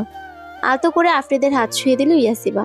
ধীরে বলল, আমি সেজেছি আপনার মনের মতো, এবার আপনিও গিয়ে নিজেকে আমার মনের মতো করে সাজিয়ে আনুন।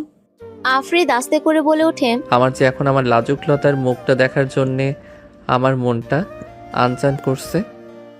সেটা তো এখন হবে না, আগে আমার আবদার পূরণ করতে হবে। ইয়াসিবার কথায় আফরিদ হালকা হেসে বলল, তবে মহারানীর কথাই শিরোধার্য হোক। ইয়াসিবা মিষ্টি একটা হাসি দিল। আফরিদ বিছানার উপর থেকে পোশাক নিয়ে ওয়াশরুমে গিয়ে পরে আসলো। ইয়াসিবা তাকিয়ে রইল আফরিদের দিকে। কতটা ভাগ্যবতী সে যে আফরিদকে নিজের স্বামী রূপে পেয়েছে। এই মানুষটার জন্য তো ইয়াসিবা হাসি হাসি মুখে নিজের জীবনটাও দিয়ে দিতে পারবে। এই যে লোকটার মুখে কি সুন্দর চমৎকার হাসি, সাদা পাঞ্জাবি পায়জামা পরায় কতটা স্নিগ্ধ দেখাচ্ছে। এই যে এই রূপে তাকে দেখি ইয়াসিবার যে হৃদস্পন্দন বেড়ে গেছে, হাত পা মৃদু কাঁপছে। লোকটার চাহনি ভয়ানক, যা ইয়াসিবা নিতে পারে না। লজ্জায় পুরো শরীর তার নেতি আসে। জোরে জোরে শ্বাস নিয়ে ইয়াসিবা আফরিদকে পাশ কাটিয়ে চলে গেল। বারান্দার রেলিং ধরে বুকে হাত দিয়ে চোখ বুজে রইল সে। এই মুহূর্তে আফরিদের কাছে সে কিভাবে যাবে? লোকটার চোখের চাহনিতেই তো সে অর্ধেক শেষ। লোকটা ছুঁয়ে দিলে সে কিভাবে সইবে? নিশ্চয়ই সে শ্বাস আটকে মারা যাবে। ইয়াসিবাকে বারান্দায় যেতে দেখে নিঃশব্দে হাসলো আফরিদ। নিশ্চয়ই তার লাজুকতা লজ্জা নিবারণ করতেই ওখানে গিয়েছে। আফরিদ ঠোঁটে বাঁকা হাসি ফুটিয়ে তুলে ইয়াসিবা পিছনে শব্দহীন পায়ে দাঁড়ালো। আফরিদ জানে ইয়াসিবা বুঝে গিয়েছে যে আফরিদ তার পিছনে এসে দাঁড়িয়েছে। তাও সে তাকাবে না, কারণ তার প্রেয়সীর যে বড্ড লজ্জা। আর সেই লজ্জারাঙা মুখটা দেখার জন্যই তো আফরিদ পাগল প্রায়। আফরিদ মোহময় গলায় বলল, আমার কি সৌভাগ্য হবে না নিজের প্রিয়তমার লজ্জা লাল হয়ে যাওয়া মুখটা দেখার? আফরিদ তাকে পিছন থেকে নিজের বাহুবন্ধনে আবদ্ধ করে ফেলল। ইয়াসিবা কেঁপে উঠল আফরিদের ছোঁয়ায়।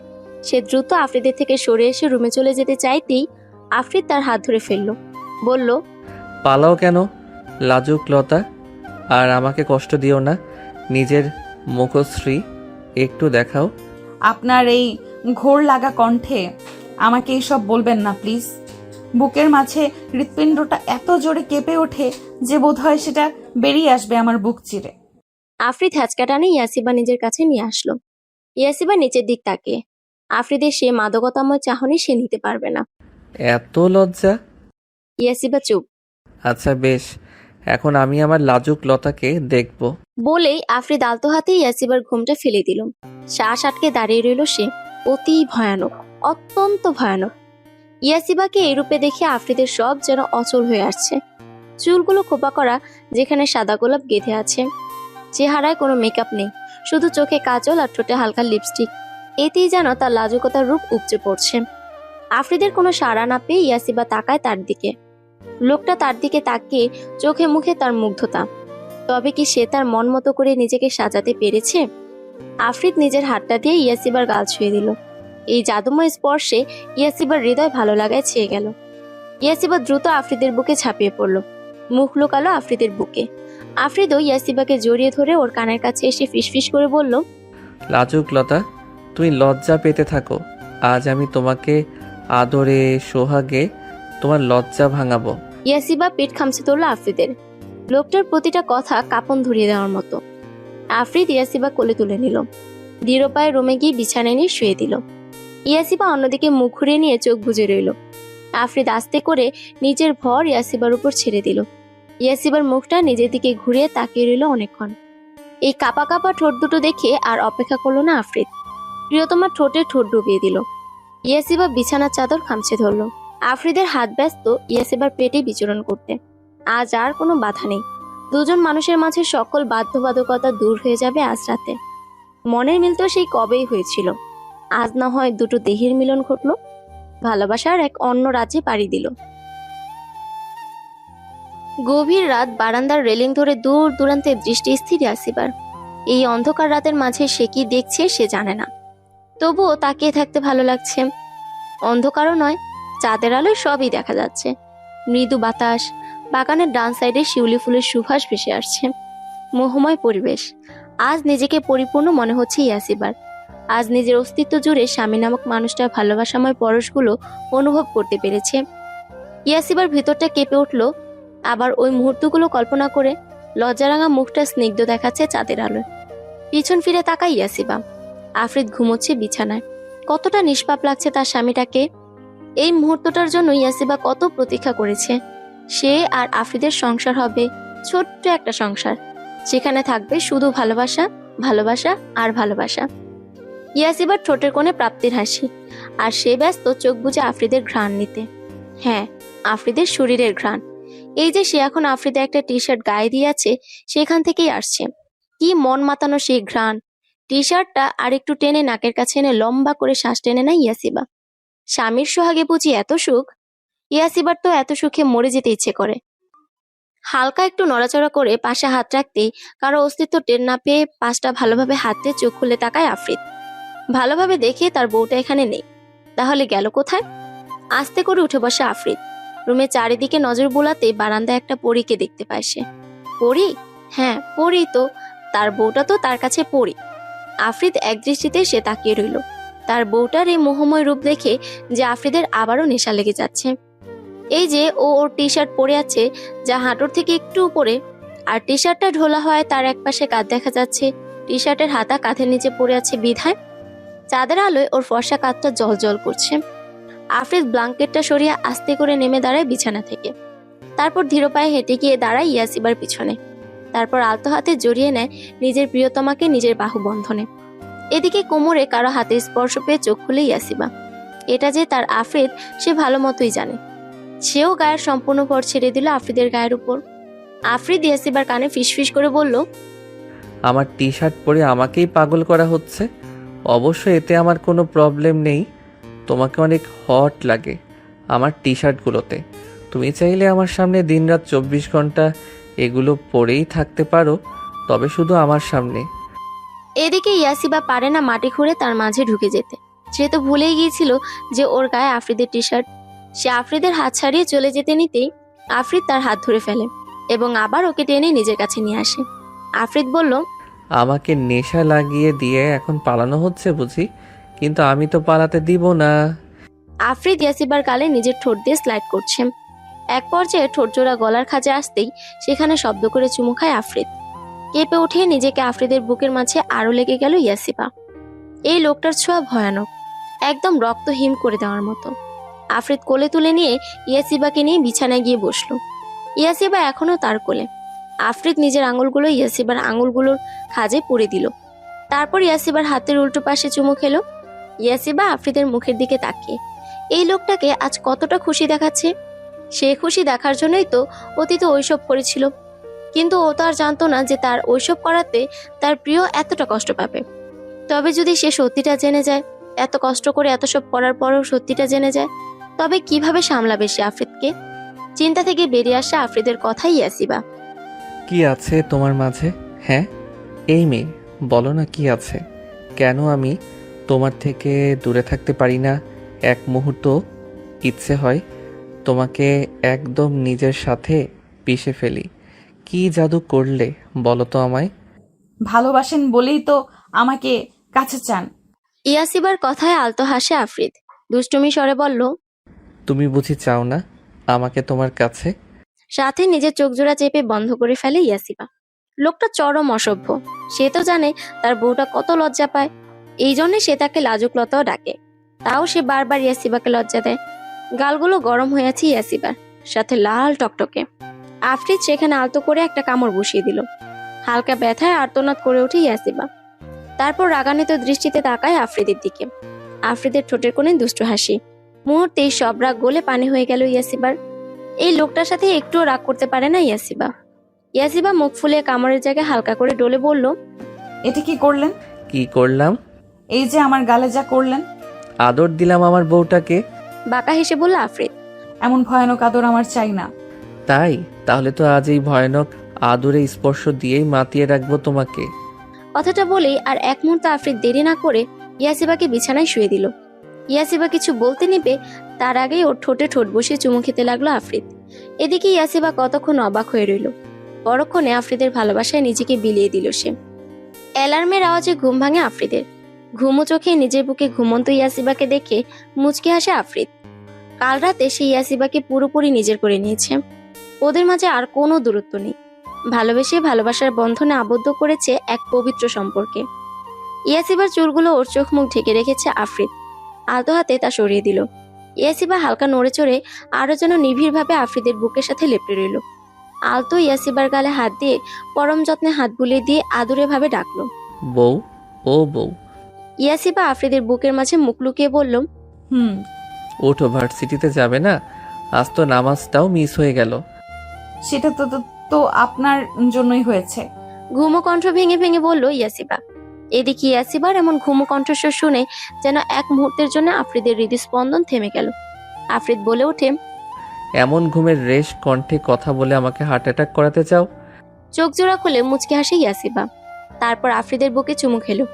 এদিকে আফরিদ থ হয়ে আছে। সে কি স্বপ্ন দেখছে নাকি বাস্তব? মানে তার লাজুকলতা তাকে চুমু খেয়েছে, তাও নিচ থেকে। আফরিদ বড় বড় চোখ করে তাকিয়ে থেকে বলল, এই আমি কি স্বপ্ন দেখছি নাকি বাস্তব? তুমি আমাকে চুমু খেয়েছো? মুহূর্তে ইয়াসিবা লাল নীল হয়ে গেল। এই লোকটা এমন কেন বুঝে না ইয়াসিবা। সে তো চুমুই খেয়েছে, সেটা এভাবে বলার কি আছে? ধুর। বলে উঠে যেতে নিতেই আফরিদ হাত ধরে নিল। কোথায় যাচ্ছ? কেন ওয়াশরুমে? ভার্সিটি যাব তো। আফরিদ দুষ্টু হেসে বলল। একবার নিজের দিকে তাকাও। আফরিদের কথা ইয়াসিবা নিজের দিকে একবার তাকায়, আবার আফরিদের দিকে তাকিয়ে চকিত নয়নে আবারও নিজের দিকে তাকিয়ে বিদ্যুৎ বেগে ব্ল্যাঙ্কেটের নিচে ঢুকে আফরিদের বুকের মাঝে লুকিয়ে গেল। তা দেখে আফরিদ শব্দ করে হেসে দিল। হাসতে হাসতে আফরিদের চোখের কোণে পানিও এসে গেছে। ঘুমের চোটে ইয়াসিবা যে কিছু পড়েনি সে তা ভুলেই গিয়েছিল। আর এটা দেখেই আফরিদ হাসছে। আফরিদ হাঁপাতে হাঁপাতে বলে, এখন লজ্জা পাচ্ছ কেন? নিজের বোকামিতে এখন নিজে কাবু হয়ে গিয়েছে। ইয়াসিবা ব্ল্যাঙ্কেটের নিচে থেকে আফরিদের পেটে চিমটি কেটে দিল। ব্যথা পেয়ে আফরিদ বলল, ওফ, চোরের মতো লুকিয়ে চিমটি কাটছো কেন? আপনি আস্ত একটা খবিশ, বজ্জাত, অসভ্য লোক। ইয়াসিবা ব্ল্যাঙ্কেটের নিচে থেকেই বলল। আফরিদ নিঃশব্দে হেসে ইয়াসিবাকে ব্ল্যাঙ্কেট সব পাজা কোলে তুলে নিল। ভয় পেয়ে ইয়াসিবা চেঁচিয়ে ওঠে, কি করছেন কি আপনি? টেক ইট ইজি ওয়াইফি, আজ আমরা রোমান্টিক শাওয়ার নিব। প্রচুর রোমান্টিক শাওয়ার? আমি তো রোমান্টিক শাওয়ার নিব না। আপনি আমাকে নামান। না হয় আপনি আগে ফ্রেশ হয়ে আসুন, না হয় আমাকে যেতে দিন। না, আগে আমি যাব না, তুমি দুজন একসাথে ফ্রেশ হব। না। ইয়াসিবার চিৎকারে কোনো লাভ হলো না। আফরিদ তাকে নিয়ে ওয়াশরুমে ঢুকে গেল। দীর্ঘ 1 ঘন্টা গোসল নিয়ে বের হয়ে আসে দুজনে। ইয়াসিবা ড্রেসিং টেবিলের সামনে বসে চুল মুছছে আর চোখে তাকাচ্ছে লোকটার দিকে, যে আপাতত রেডি হতে ব্যস্ত। তাকে দেখে বোঝাই যাচ্ছে না যে এই লোকটা কিছুক্ষণ আগে কিসব কাণ্ড করে এসেছে। হলো তোমার? হুম। ইয়াসিবা মুখ ভেঙচি কাটলো। মুখ ভেঙচি কাটছো কেন? আমার ইচ্ছে।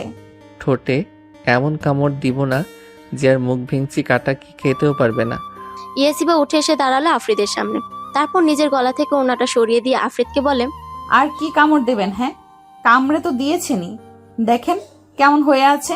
আজ আমাকে গলায় স্কার্ফ পেঁচিয়ে থাকতে হবে। আফরিদ তাকিয়ে দেখে আসলেই ইয়াসিবার গলার অনেক জায়গায় কামড়ের দাগ স্পষ্ট। জায়গাগুলো নীল হয়ে আছে। আফরিদ বাঁকা হেসে ইয়াসিবাকে কোমর জড়িয়ে নিজের কাছে এনে মুহূর্তে ওর কামড়ের জায়গাগুলোতে নিজের ঠোঁটে স্পর্শ দিয়ে ইয়াসিবাকে ছেড়ে দিল। তারপর যেতে যেতে বলে, জলদি নিচে এসো, নাস্তা করে আমাকে হাসপাতালে যেতে হবে।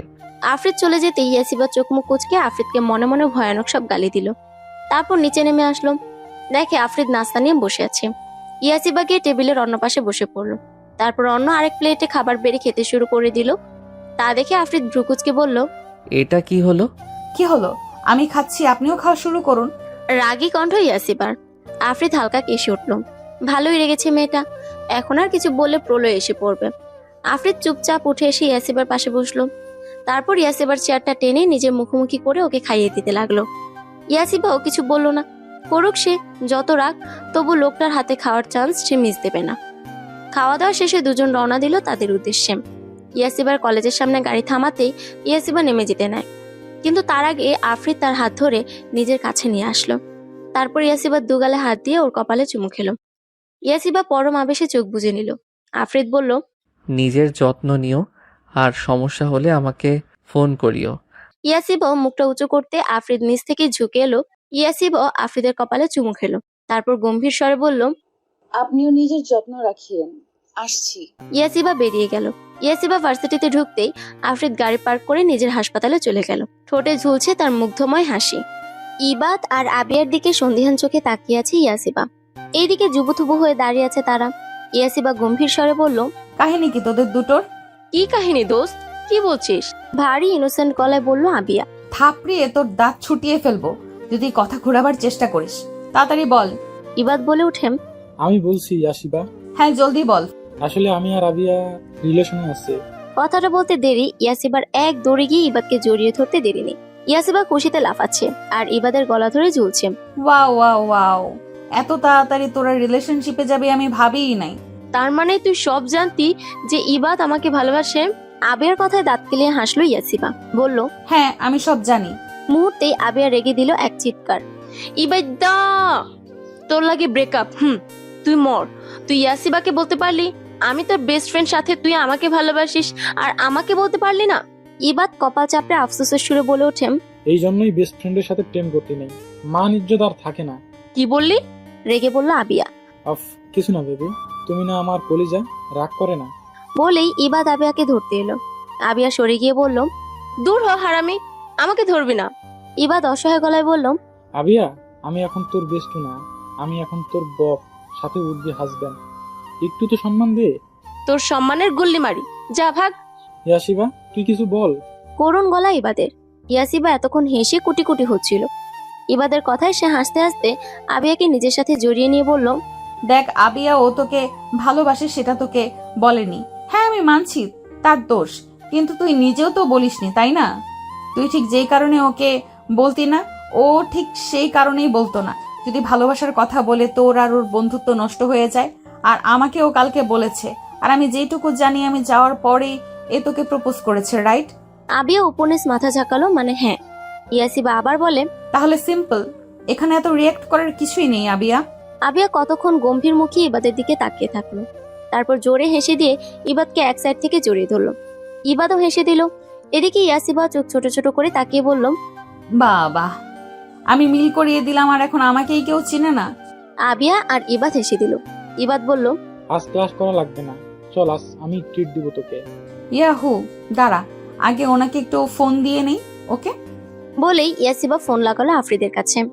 আফরিদ ফোন রিসিভ করেই বলল, কি ম্যাম, আজ এত খুশি, ব্যাপার কি? আপনি কি করে জানলেন? অবাক হয়ে বলল ইয়াসিবা। ম্যাম, কাইন্ডলি আমার হাসপাতালের 5 তলায় তাকান। সেখানে আপনার ইনোসেন্ট বরটা আপাতত দূর থেকে তার বউটার হাসি হাসি মুখ দেখছে। আফরিদের কথাই ইয়াসিবা ঘাড় ঘুরিয়ে পাশের বিল্ডিং, যেটা আফরিদের হাসপাতাল, সেদিকে তাকায়। ভালোভাবে তাকিয়ে দেখে আফরিদ তার কেফিনের ব্যালকনির কাজটা পুরো খুলে রেখেছে আর সেখানেই দাঁড়িয়ে থেকে সে ইয়াসিবাকে দেখছে। ইয়াসিবা মুখ ফুলিয়ে বলল, আমাকে দেখে আপনি কি করবেন? আমার বউটার মুখটা দেখলে যে আমার কি পরিমাণ সুখ অনুভূত হয় তা যদি আমার বউটাকে বোঝাতে পারতাম। হয়েছে, পাম মারা লাগবে না, আমি এখনো রেগে আছি আপনার উপর। আল্লাহ বলে কি, এখনো রেগে আছে আমার বউটা? হ্যাঁ, সকালে আপনি যে কাণ্ড করেছেন আমি রাখবো না। আচ্ছা, রাতে এসে সব রাগ আদরের সোহাগে ভ্যানিশ করে দিব। আপনি আস্ত একটা অসভ্য। লাজুক কণ্ঠে বলল ইয়াসিবা। হ্যাঁ আমি জানি। হেসে বলল আফরিদ। আচ্ছা শুনুন না, হ্যাঁ বলুন না। আমি না ইবাদ আর আবিয়ার সাথে রেস্টুরেন্টে যাব, ইবাদ আমাকে ট্রিট দিবে। কিসের ট্রিট? ভ্রু কুচকে বলল আফরিদ। আবিয়া এন্ড ইবাদের ডেটিং ইজ আদার। খুশি কণ্ঠে বলল ইয়াসিবা। আফরিদ বলল, ও আচ্ছা, তাই তো বলি ম্যাডাম এত খুশি কেন? যাব। ম্যাডাম যখন যেতে চায় আমি না করি কিভাবে? না হলে যে বউটার আরো রেগে যাবে, তারপর এত এত রাগ ভাঙানো তো আমার জন্য মুশকিল। ধন্যবাদ, ধন্যবাদ আপনাকে। শোনো, যেতে তো দিচ্ছি, তবে সব সময় ইবাদের সাথে থাকবে। ইবাদও সাথে যাবে বলেই আমি যেতে দিচ্ছি, না হলে দিতাম না। তবু নিজের দিকে একটু খেয়াল রেখো। আচ্ছা তাহলে রাখছি। ভালোবাসি ইয়াসিবা। চোখ বুজে ফেলল ইয়াসিবা। যতবার আফরিদের মুখে এই কথাটা শুনে তার যেন সারা শরীর এক অন্যরকম ভালো লাগায় ছেয়ে যায়। আমিও ভালোবাসি বলে ফোন রেখে দিল ইয়াসিবা।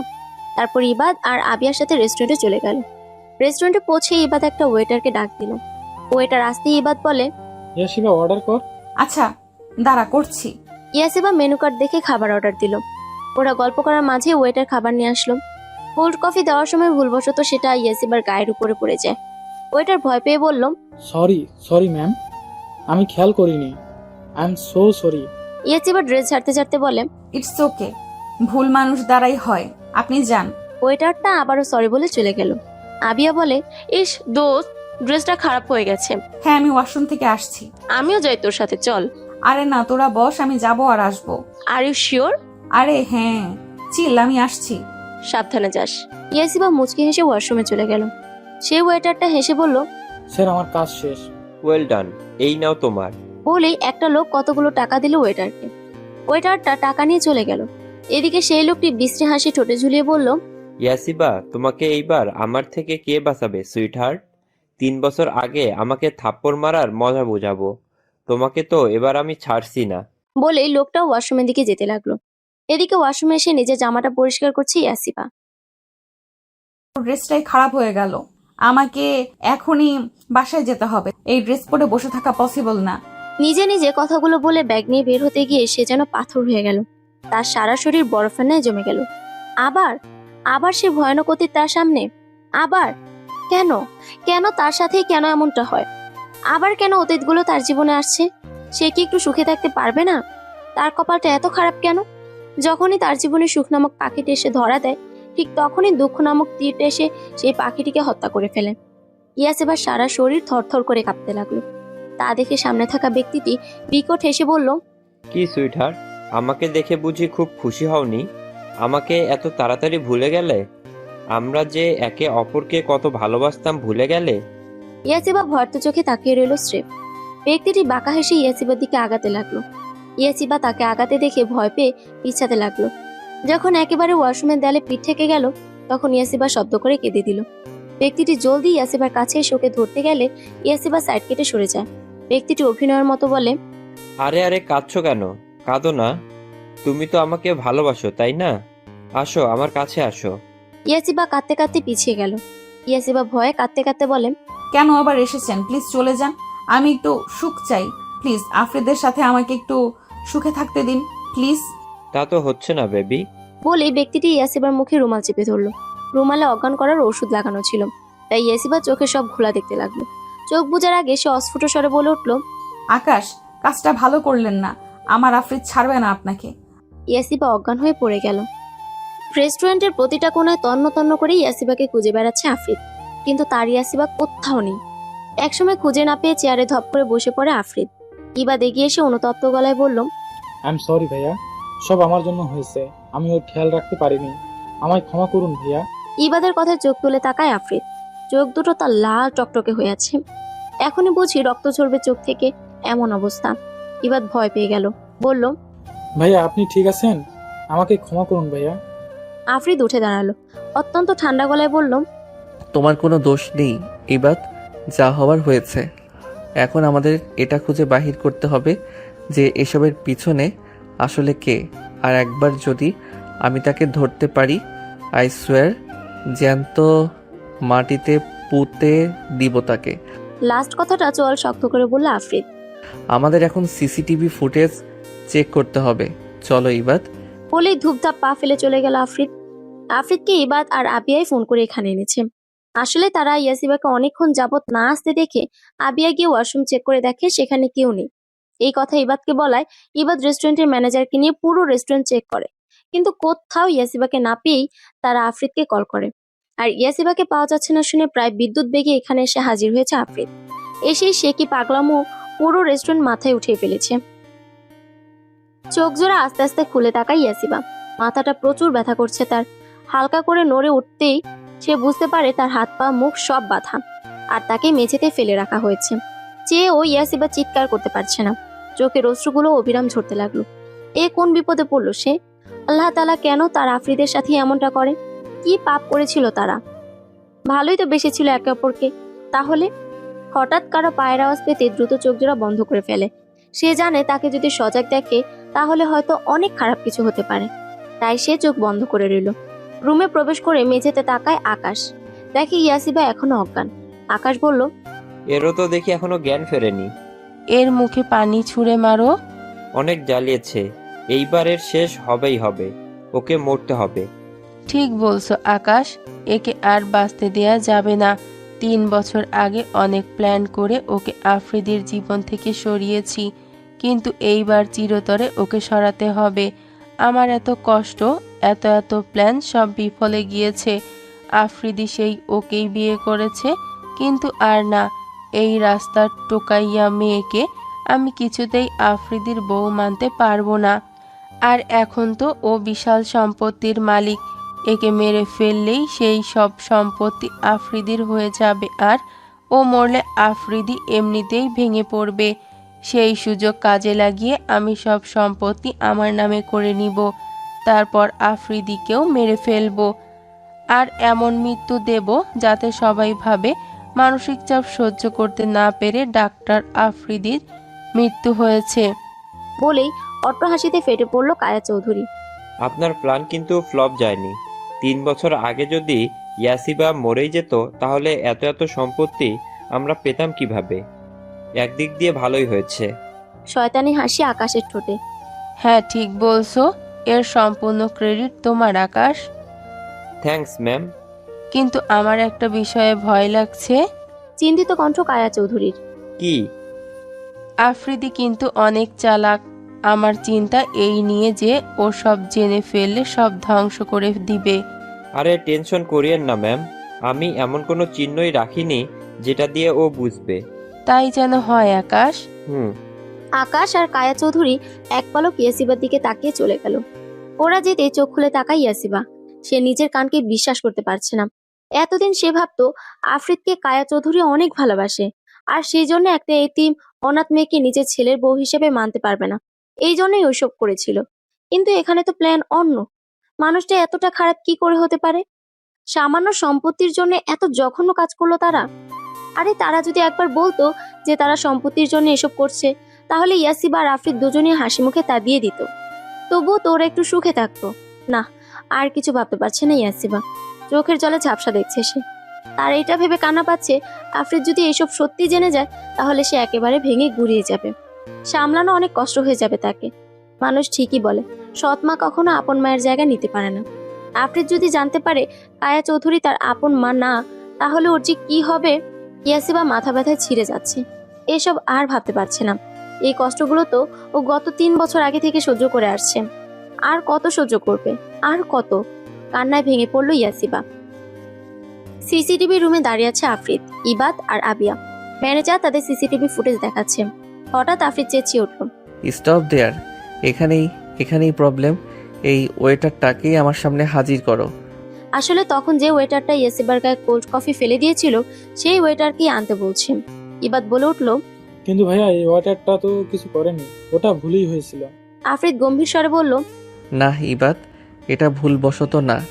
এখানে ভালোভাবে খেয়াল করলেই বোঝা যাচ্ছে যে সে ইচ্ছে করে কোল্ড কফিটা ফালিয়েছে। খেয়াল করে দেখো তুমি। ইবাদ আর আবিয়া ফুটেজটা ভালো করে দেখলো। আবিয়া জোরে বলে ওঠে, আসলে ভাইয়া আপনি ঠিক বলেছেন। আফ্রিদ ম্যানেজারকে বলল, আপনারা এতটা ইরেসপন্সিবল কিভাবে হন? এই আপনাদের সিকিউরিটি সিস্টেম। আমি পুলিশে দিব সবাইকে যদি আমার ইয়াসিবার কিছু হয়ে যায়। ম্যানেজার মুখটা কাচুমাচু করে বলল, সরি, আমি বুঝতে পারিনি যে এরকম কিছু হয়ে যাবে। আপনি আসুন আমার সাথে, আমি আপনাকে সেই ওয়েটারের কাছে নিয়ে যাই, আসুন। ম্যানেজার আফ্রিদকে নিয়ে গেল সেই ওয়েটারের কাছে। ওয়েটাররা সবাই তখন এক জায়গায় দাঁড়িয়ে নিজেদের মধ্যে কথা বলছিল। আফ্রিদ সোজা গিয়ে সেই ওয়েটারটার কলার চেপে ধরে নাক বরাবর ঘুষি মারল। ওয়েটারটা ছিটকে পড়ে গেল। আফ্রিদ আবার গিয়ে মারলো, চিল্লিয়ে বলল, বল আমার ইয়াসিবা কোথায়, বল, না হলে আমি তোকে মেরেই ফেলবো। বলেই আবারও মারতে লাগলো। স্যার আমি জানি না, স্যার আমি কিছু জানি না। গোঙাতে গোঙাতে বলল ওয়েটার। বলবি না তাই না? বলবি না ইবাদ? আফ্রিদের ডাকে ইবাদ বলে, জি ভাইয়া। পুলিশকে ইনফর্ম করো। জেলে গিয়ে শক্ত ডান্ডার বাড়ি খেয়েই ও সব বলবে। পুলিশের কথা বলতে ওয়েটারটা ভয়ে জড়সড় হয়ে গেল। 7-5 না ভেবে কাঁদতে কাঁদতে বলল, আমি বলবো স্যার, আমি বলবো, প্লিজ আমাকে জেলে দিবেন না স্যার। বল তাড়াতাড়ি। স্যার লোকটার নাম আমি জানি না, তবে লোকটা আমাকে 50,000 টাকার অফার করেছে, বলেছে ওই ম্যামের গায়ে জুস ঠেলে দিতে। আর ম্যাম ওয়াশরুমে গেলে তাকে কৌশলে যেন লেডিস ওয়াশরুমে আমি ঢোকার ব্যবস্থা করে দিই। আর ম্যাম অজ্ঞান হলে তাকে যেন হেল্প করি ম্যামকে ওনার গাড়ি পর্যন্ত পৌঁছে দিতে। ওয়েটারের কথায় আফ্রিদের রাগ যেন আরো বেড়ে গেল। সে বিকট এক থাপ্পড় দিল ওয়েটারকে, বলল, গাড়ির নাম্বার মনে আছে? জলদি বল, না হলে। বলছি স্যার। ওয়েটারটা আফ্রিদকে গাড়ির নাম্বার বলে দিল। ততক্ষণে পুলিশ এসে হাজির। ইবাদে কল করেছিল পুলিশকে। পুলিশ এসে ওয়েটারটাকে ধরে ফেললো। আফরিদ রাগে থরথর করে কাঁপছে। আমার ইয়াসিবার কিছু হলে তাকে আমি জানে শেষ করে দিব। আমাকে কেউ আটকাতে পারবে না, কেউ না। ইয়াসিবার সারা শরীর ব্যথা করছে। অনেকক্ষণ এইভাবে বেঁধে থাকায় এই অবস্থা। সে চেষ্টা করছে কোনো রকম একটু উঠে বসতে, কিন্তু তাও পারছে না। এর মাঝে রুমে প্রবেশ করলো কায়া চৌধুরী। ইয়াসিবাকে এমন অবস্থায় দেখতেই সে হাসি দিল। ইয়াসিবা চট করে তাকায়, চাইতেও কিছু বলতে পারছে না সে। কায়া চৌধুরী বলল, আহারে মা, কষ্ট হচ্ছে, কি আর করার বলো। শাশুড়ি মায়েরা একটু দজ্জাল টাইপ থাকে, তুমি তো জানোই। তবে আমি কিন্তু অতটাও খারাপ না। তোমাকে আমি তোমার শেষ ইচ্ছে বলার সুযোগ অবশ্যই দিব। কায়া চৌধুরী ইয়াসিবার সামনে হাঁটু ভেঙে বসে পড়ল। তারপর ইয়াসিবার মুখের ট্যাপটা একটানে খুলে দিল। ব্যথায় আর্তনাদ করে উঠে ইয়াসিবা। তা দেখে কায়া চৌধুরী বলল, আহারে, ব্যথা পেলে? I am sorry. হ্যাঁ, আমি তো তোমার মা, বলো। শাশুড়িরা তো মা ই হয়, তাই না? ইয়াসিবা ঘৃণা ভরা গলায় বলে, আপনি কারো মা হওয়ার যোগ্য না। আপনি নিকৃষ্ট, জঘন্যতম একজন মহিলা। আপনাকে মা বললে মা শব্দটাই অপমান করা হবে। আল্লাহ এই জন্যই হয়তো আপনাকে মাতৃত্বের স্বাদ নিতে দেননি। এই জন্যই আপনি কখনো মা হতে পারেননি। ইয়াসিবার কথায় কায়া চৌধুরী ইয়াসিবাকে জোরে একটা থাপ্পড় মারল। বলল, যত বড় মুখ নয় তত বড় কথা। তুই মরবি, খুব বাজেভাবে মরবি। ইয়াসিবাকে আবারও ধাক্কা মেরে চলে গেল কায়া চৌধুরী। ইয়াসিবা কেঁদে দিয়ে বলল, আফরিদ, আপনি কোথায়? আমাকে নিয়ে চলুন এখান থেকে। আপনার লাজুকতার যে বড্ড কষ্ট হচ্ছে আফরিদ। কায়া চৌধুরী থাপ্পড় দেওয়ায় ইয়াসিবার ঠোঁট ফেটে রক্ত বের হচ্ছে। আবার ধাক্কা দেওয়ায় দেয়ালে গিয়ে বাড়ি খায় ইয়াসিবা। কপালটাতেও প্রচন্ড চোট পায়, যার ফলে আবারও জ্ঞান হারায় ইয়াসিবা। ইয়াসিবাকে একটা চেয়ারের উপর দাঁড় করিয়ে রাখা হয়েছে। ওর হাত পা তখনও বাঁধা, গলায় দড়ি পেঁচানো, আর দড়িটা ঝুমুর বাতির সাথে লাগানো। ইয়াসিবা একটু কাঁদছে না। ওর বিশ্বাস ওর আফরিদ আসবেই ওকে বাঁচাতে। সেই ভরসাতেই আছেও। কায়া চৌধুরী বললেন, কি মরণে ভয় নেই তোর? যে একটু পরেই ইন্নাল ইল্লাহ হয়ে যাবে, তবুও চোখে মুখে এত তেজ। ইয়াসিবা তাচ্ছিল হেসে বলল, আমি মরণকে কেন ভয় পাবো? মরণকে ভয় পেলে 3 বছর আগেই মরে যেতাম। ভয় পাই না বলেই বেঁচে আছি। কায়া চৌধুরী রেগে ইয়াসিবার চেয়ার ধাক্কা দিতে যাবে, আর তখনই আফরিদ পুলিশ নিয়ে সেখানে হাজির হয়। বাহিরে যত পাহারাদার ছিল তাদের নিঃশব্দে মেরে ওরা ভিতরে প্রবেশ করেছে বিধায় ওরা টের পায়নি। অফিসার জোরে বলল, stop there, you are now under arrest Mrs. Kaya Chowdhury ঘুরে তাকায়। চোখে মুখে তার রাগ স্পষ্ট। সে রেগে বলল, এক পাও কেউ নড়াবে তো আমি চেয়ার ধাক্কা দিয়ে ফেলে দিব। ইয়াসিবা আফরিদের দিকে তাকিয়ে আছে। সে কেমন অদ্ভুতভাবে কায়া চৌধুরীকে দেখছে, যেন কত বড় একটা ঝটকা পেয়েছে। আফরিদ কাপা গলায় ডাকলো, মা। কায়া চৌধুরী হুঙ্কার দিয়ে উঠল, চুপ। কিসের মা? হ্যাঁ, কিসের মা? আমি তোকে জন্ম দেইনি, আমি তোর মা না। তোকে তো আমি সহ্য করতে পারি না। শুধু সম্পত্তির জন্য তোকে এতদিন এত ভালোবাসা দেখিয়েছি। এভাবে আমাকে কষ্ট কেন দিলে মা? তুমি একবার শুধু বলতে যে আফরিদ, আমি তোর সব প্রপার্টি চাই, আমি খুশি খুশি দিয়ে দিতাম মা। আমার সাথে এত বড় প্রতারণা কেন করলে? আমাকে কি একটু ভালোবাসোনি মা? তুই কি আমার গর্ভের সন্তান যে তোর জন্য আমার মায়া মমতা লাগবে? আমি তোমাকেই মা ডেকেছি আর ডাকবো। তুমি শুধু একবার বলো তুমি এসব কিছুই করনি। ইচ্ছে করে তোমাকে ফাঁসিয়েছে এই আকাশ। আকাশ এবার ইয়াসিবার চেয়ারটা হালকা কাত করে দিল, ফলে রশিতে টান লাগায় ইয়াসিবা গলায় ব্যথা পেয়ে আর্তনাদ করে উঠল। তা দেখে আফরিদ বলল, না প্লিজ, ওকে কিছু করো না প্লিজ। আকাশ রেগে বলল, আমি ইনাকে ফাঁসিয়েছি, আমি। আরে ইনি সবকিছুর মাস্টার মাইন্ড। 3 বছর আগের ঘটনা সহ প্রতিটা পদক্ষেপ এই কায়ার রচয়িতা। আফরিদ কথাগুলো ঠিক হজম করতে পারছে না। কেমন যেন সবকিছু ও ঝাপসা দেখছে। এতদিন যাকে নিজের মা বলে ভাবতো, সে নাকি তার মা না, তাকে জন্ম দেয়নি। আফরিদ কিছুতেই মানতে পারছে না। সে ধপ করে মাটিতে বসে পড়ল। ইয়াসিবা চিল্লিয়ে উঠল। আফরিদ, এতক্ষণ আবিয়া পুরো পরিস্থিতি ভালোভাবে দেখছিল। সবাই কায়া আর আকাশ যখন আফরিদের সাথে ব্যস্ত, এই সুযোগে সে ইবাদকে নিয়ে আকাশ আর কায়া চৌধুরীকে জাপটে ধরে ফেলল। ইবাদ আকাশকে টেনে হিঁচড়ে পুলিশের কাছে ছুঁড়ে মারল। পুলিশ সাথে সাথে আকাশকে ধরে ফেলল। এদিকে কায়া চৌধুরীকে আবিয়া কোনো মতে ধরে রাখতে পারছে না, যার ফলে কিছু লেডিস কনস্টেবল এসে আবিয়াকে হেল্প করলো। লেডিস কনস্টেবলরা কায়া চৌধুরীকে নিয়ে যেতে লাগলো। কায়া চৌধুরী ছিটকে সরে আসে, তারপর বলে, আমি যেহেতু ধরা পড়েই গিয়েছি, তখন ইয়াসিবাকেও বাঁচতে দিব না। কনস্টেবল দৌড়ে এসে ওকে ধরার আগেই কায়া চৌধুরী ইয়াসিবার চেয়ার লাথি দিয়ে সরিয়ে দেয়। ইয়াসিবা চিৎকার করে উঠে আফরিদ বলে, ইয়াসিবার চিৎকারে আফরিদ তাকায় উপরে। এতক্ষণও একটা ভ্রম ছিল।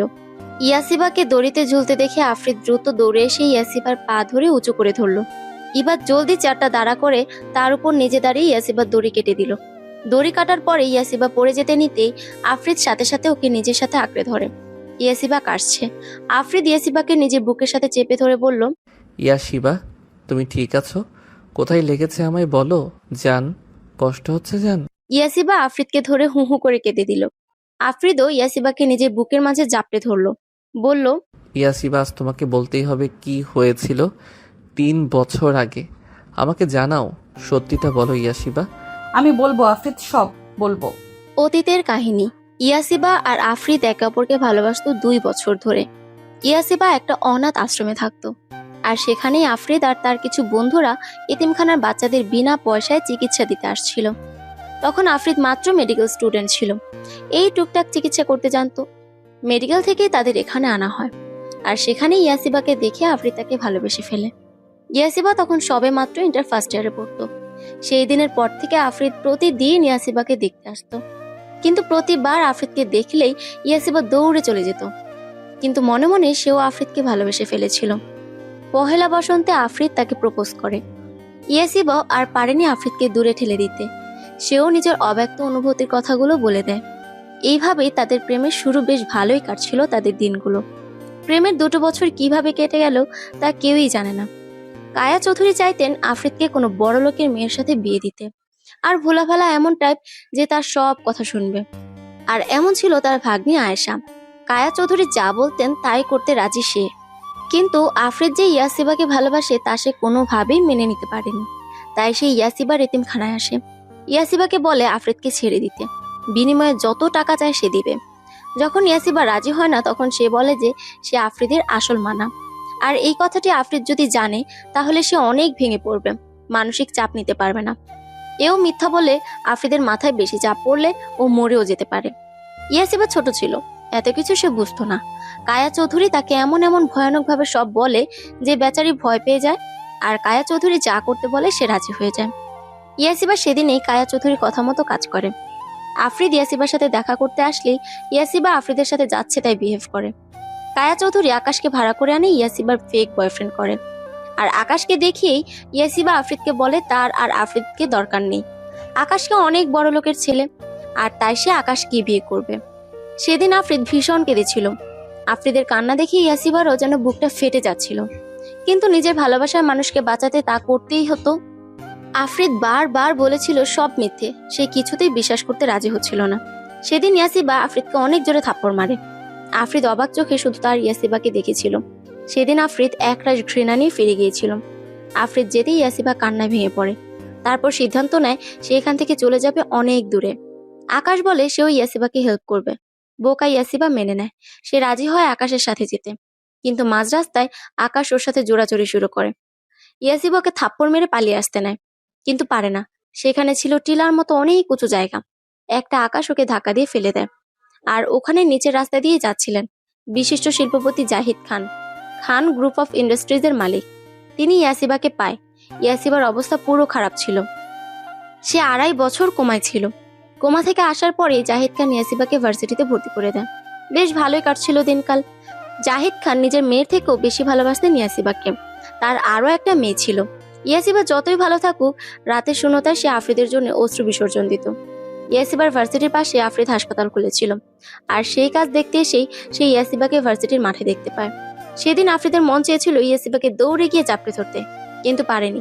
পুরনো কথাগুলো মনে পড়তেই তার ঘৃণা যেন আরো বেড়ে যায়। ইয়াসিবা আফরিদকে দেখে সেদিন, প্রচুর কাঁদে সে।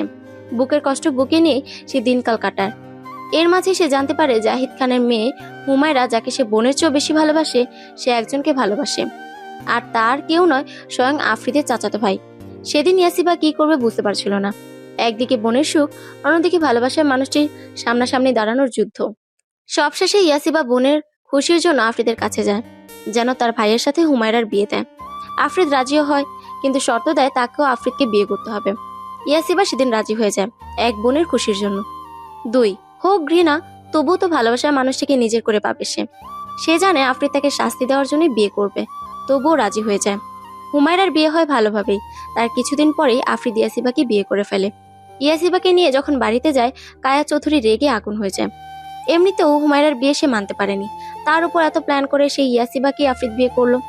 কায়া চৌধুরী না মানায় আফ্রিদ তাকে নিয়ে অন্য বাড়িতে চলে আসে। তবে আফ্রিদের বাবা ইব্রাহিম চৌধুরী ইয়াসিবাকে ভীষণ ভালোবাসে, তাই সে মাঝে মাঝে এসে ইয়াসিবাকে দেখে যেতেন। আফ্রিদ দিনরাত ইয়াসিবাকে টর্চার করত। এরই মাঝে খবর আসে জাহিদ খান আর নেই। সেদিন ইয়াসিবা প্রচুর ভেঙে পড়েছিল। ওর পরিবার ছিল না, এই লোকটাই তো ওকে পরিবারে ভালোবাসা দিয়েছিল। সেদিন আফ্রিদ ইয়াসিবাকে বুকে টেনে নিয়েছিল, আর ইয়াসিবা প্রচুর কেঁদেছিল। আর তার কয়দিন পরেই জানতে পারে জাহিদ খান তার সব সম্পত্তি হুমায়রা আর ইয়াসিবাকে লিখে দিয়ে গেছেন। এটা শোনার পরেই কায়া চৌধুরীর লোভ আরো বেড়ে যায়। সে প্রতিনিয়ত ইয়াসিবাকে মারার চেষ্টা করে। এদিকে আফ্রিদেরও ভুল ধারণা আস্তে আস্তে ভেঙে যায় যে তার ইয়াসিবা এত খারাপ না। তারপরের কাহিনী তো আপনারা জানেনই। বর্তমান আফ্রিদের চোখে পানি টলমল করছে, আর ইয়াসিবা ওর বুকের সাথে মিশে রয়ে কাঁদছে।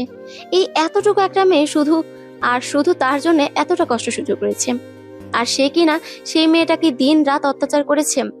আফ্রিদ কান্না গলায় বলে, আমাকে মাফ করে দাও ইয়াসিবা, সব কিছুর জন্যে মাফ করে দাও। তোমাকে এতটা কষ্ট সহ্য করার জন্যে মাফ করে দাও। না আফ্রিদ, আপনার কোনো দোষ নেই। এইসব যে আমাদের ভাগ্যে লেখা ছিল, আপনি কেন মাফ চাচ্ছেন?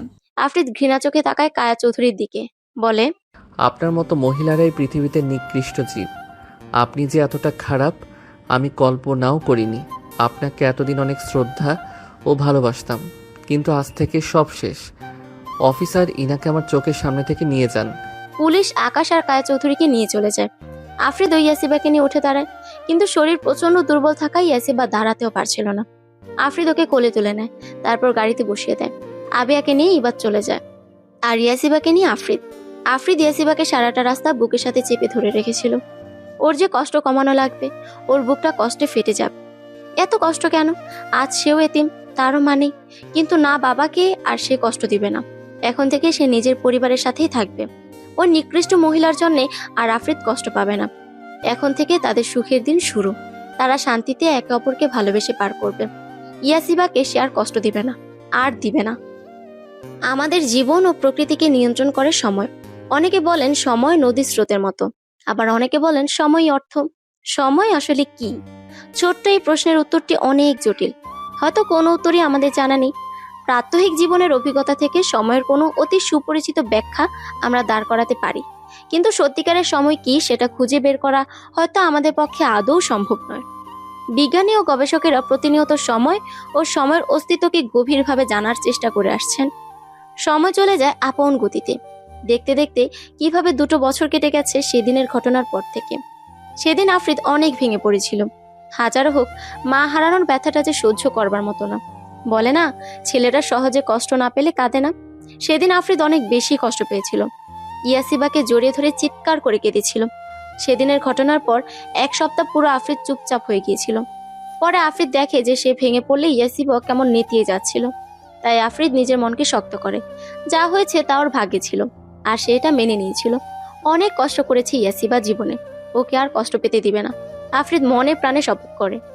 আজ 2 বছরে আফ্রিদ ইয়াসিবাকে এতটা ভালোবাসা দিয়েছে যে ইয়াসিবা আরো তীব্রভাবে আফ্রিদের ভালোবাসায় ফেসে গেছে। আফ্রিদ আর ইয়াসিবা এখন ইব্রাহিম চৌধুরীর সাথেই থাকে। ইয়াসিবা, আফ্রিদ আর ইব্রাহিম চৌধুরী এই 3 জনকে নিয়ে ভালোই কাটছে তাদের দিন। আফ্রিদ কাজে গিয়েছে একটু আগেই। আফ্রিদ যাওয়ার পরে ইয়াসিবা টেবিল গোছাতে শুরু করলো। থালা বাসন নিয়ে রান্নাঘরে যাওয়ার পথেই হঠাৎ ইয়াসিবার মাথাটা ঘুরে ওঠে। নিজেকে নিয়ন্ত্রণ করতে না পেরে ফ্লোরে লুটিয়ে পড়ে। ইব্রাহিম চৌধুরী সোফায় বসে খবরের কাগজ পড়ছিলেন। ইয়াসিবাকে পড়ে যেতে দেখে উনি দ্রুত উঠে দাঁড়ান। ইয়াসিবার কাছে গিয়ে ওকে ডাকতে লাগলো, বৌমা, বৌমা, কি হলো তোমার? চোখ খুলো বৌমা। তারপর জোরে চিৎকার করে সার্ভেন্টদের ডাকে। 2 জন মহিলা সার্ভেন্টস এসে ইয়াসিবাকে উঠিয়ে রুমে নিয়ে শুয়ে দেয়। ইব্রাহিম চৌধুরী আর একটু দেরি না করে দ্রুত কল করেন আফ্রিদকে। মাত্রই হাসপাতালে এসে বসেছিল আফ্রিদ। সাথে সাথে বাবার কল পেয়ে একটু আশ্চর্য হয়। মাত্রই তো বাসা থেকে আসলো, আবার কিছু অঘটন হলো না তো? দ্রুত ফোন রিসিভ করে আফ্রিদ। হ্যালো বাবা। আফ্রিদ, বৌমা, বৌমা। কি হয়েছে বাবা ইয়াসিবার? তুই একটা মহিলা ডাক্তার নিয়ে আয় জলদি, বৌমা অজ্ঞান হয়ে গিয়েছে। কি? আমি এক্ষুনি আসছি বাবা। আফ্রিদ কলটা কেটে আর একটু দেরি না করে একটা মহিলা ডাক্তারকে নিয়ে জলদি বাড়ি পৌঁছায়। রুমে ঢুকে দেখে ইয়াসিবা বিছানায় শুয়ে আছে, আর পাশে ইব্রাহিম চৌধুরী আর 2 জন মহিলা সার্ভেন্টস। আফ্রিদ দ্রুত ইয়াসিবার পাশে বসে ওকে ডাকলো। ইয়াসিবা, ইউ চোখ খুলে দেখো, আমি এসেছি। ইয়াসিবার রেসপন্স না পেয়ে আফ্রিদ ওই মহিলা ডাক্তারটাকে বলল, আপনি একটু দেখেন তো ওর কি হয়েছে। আপনি নিজে এত বড় ডাক্তার হয়ে আমাকে কেন বলছেন স্যার? কারণ আমি টেনশনে সব গুলিয়ে ফেলবো, আমার মাথা ঠিক নেই। ওকে ওকে, হাইপার হওয়া লাগবে না, আমি দেখছি। মহিলা ডাক্তারটি ইয়াসিবাকে চেক আপ করেন। তারপর মুচকে এসে তাকায় আফ্রিদের দিকে। আফ্রিদ ভীত কণ্ঠে জিজ্ঞেস করলো, কি হয়েছে ডাক্তার সুমাইয়া, আপনি হাসছেন কেন? কারণ আপনি বাবা আর ম্যাম মা হতে চলেছেন। Congratulation sir. মিষ্টি খাওয়ানো লাগবে আমাদের পুরো হাসপাতালে মানুষদের। আফ্রিদ জ্যাপ জ্যাপ করে তাকিয়ে আছে ইয়াসিবার দিকে। সে কাপা গলায় বলল, কি বললেন, আবার একটু বলুন না। আপনি বাবা হতে চলেছেন স্যার। ইব্রাহিম চৌধুরী আফ্রিদকে জড়িয়ে ধরে খুশির আমেজে বলল, my son, I am going to be a grandfather. আহা, কি আনন্দ! I will be a grandfather. ও Allah, thank you so much. Doctor Sumaiya, এই নিন টাকা, আপনি পুরো হাসপাতালকে মিষ্টি কিনে খাওয়াবেন। এটা আপনাকে আমি দায়িত্ব দিলাম। সুমাইয়াকে টাকা দিয়ে কথাগুলো বললেন ইব্রাহিম চৌধুরী। ওকে স্যার, তাহলে এখন আমি আসি। চলো, আমি তোমাকে এগিয়ে দিয়ে আসি। ইব্রাহিম চৌধুরী ডাক্তার সুমাইয়াকে নিয়ে চলে গেলেন। আফ্রিদ দরজাটা আটকে দিয়ে ইয়াসিবার পাশে বসলো। মেয়েটা ওকে কতটা খুশি দিয়েছে ও বলে বুঝাতে পারবে না।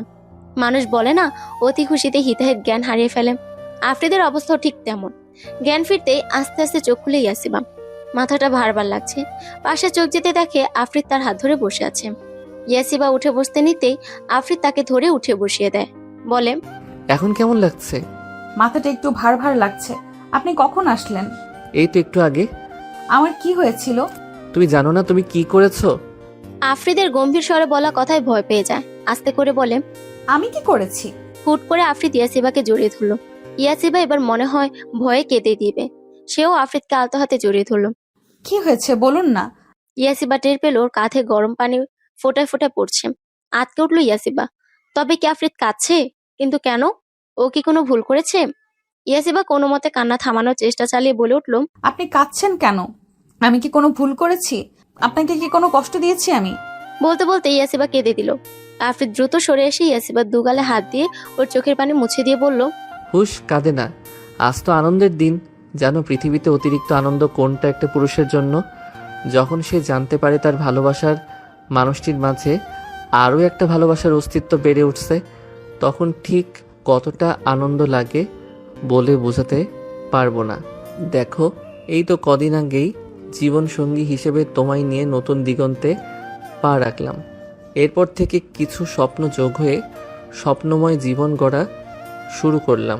প্রথমে আমরা দুজন, তারপর আমাদের হাতে হাত রাখার জন্য আরেকজন অতিথির আগমন ঘটতে যাচ্ছে। এই জীবনে প্রথম বাবা হব। আমাদের ঘরে একটি চাঁদ আসবে। সেই চাঁদে আলোকিত হবে পুরো ঘর, আর তাকে নিয়ে আমাদের স্বপ্নময় একটি সংসার হবে। ধীরে ধীরে আমাদের সন্তান, আমাদের ভালোবাসা। ইয়াসিবার পেটের কাছ থেকে কাপড় সরিয়ে দিয়ে, তোমার গর্ভে বেড়ে উঠছে, তাকে নিয়ে কত পরিকল্পনা করব তুমি ভাবতে পারছো? ঠিক কতটা খুশি আমি। আমাদের একটা ছোট বাবু হবে, তোমাকে মা ডাকবে। সে কি যে সুখ বলে বোঝাতে পারবো না।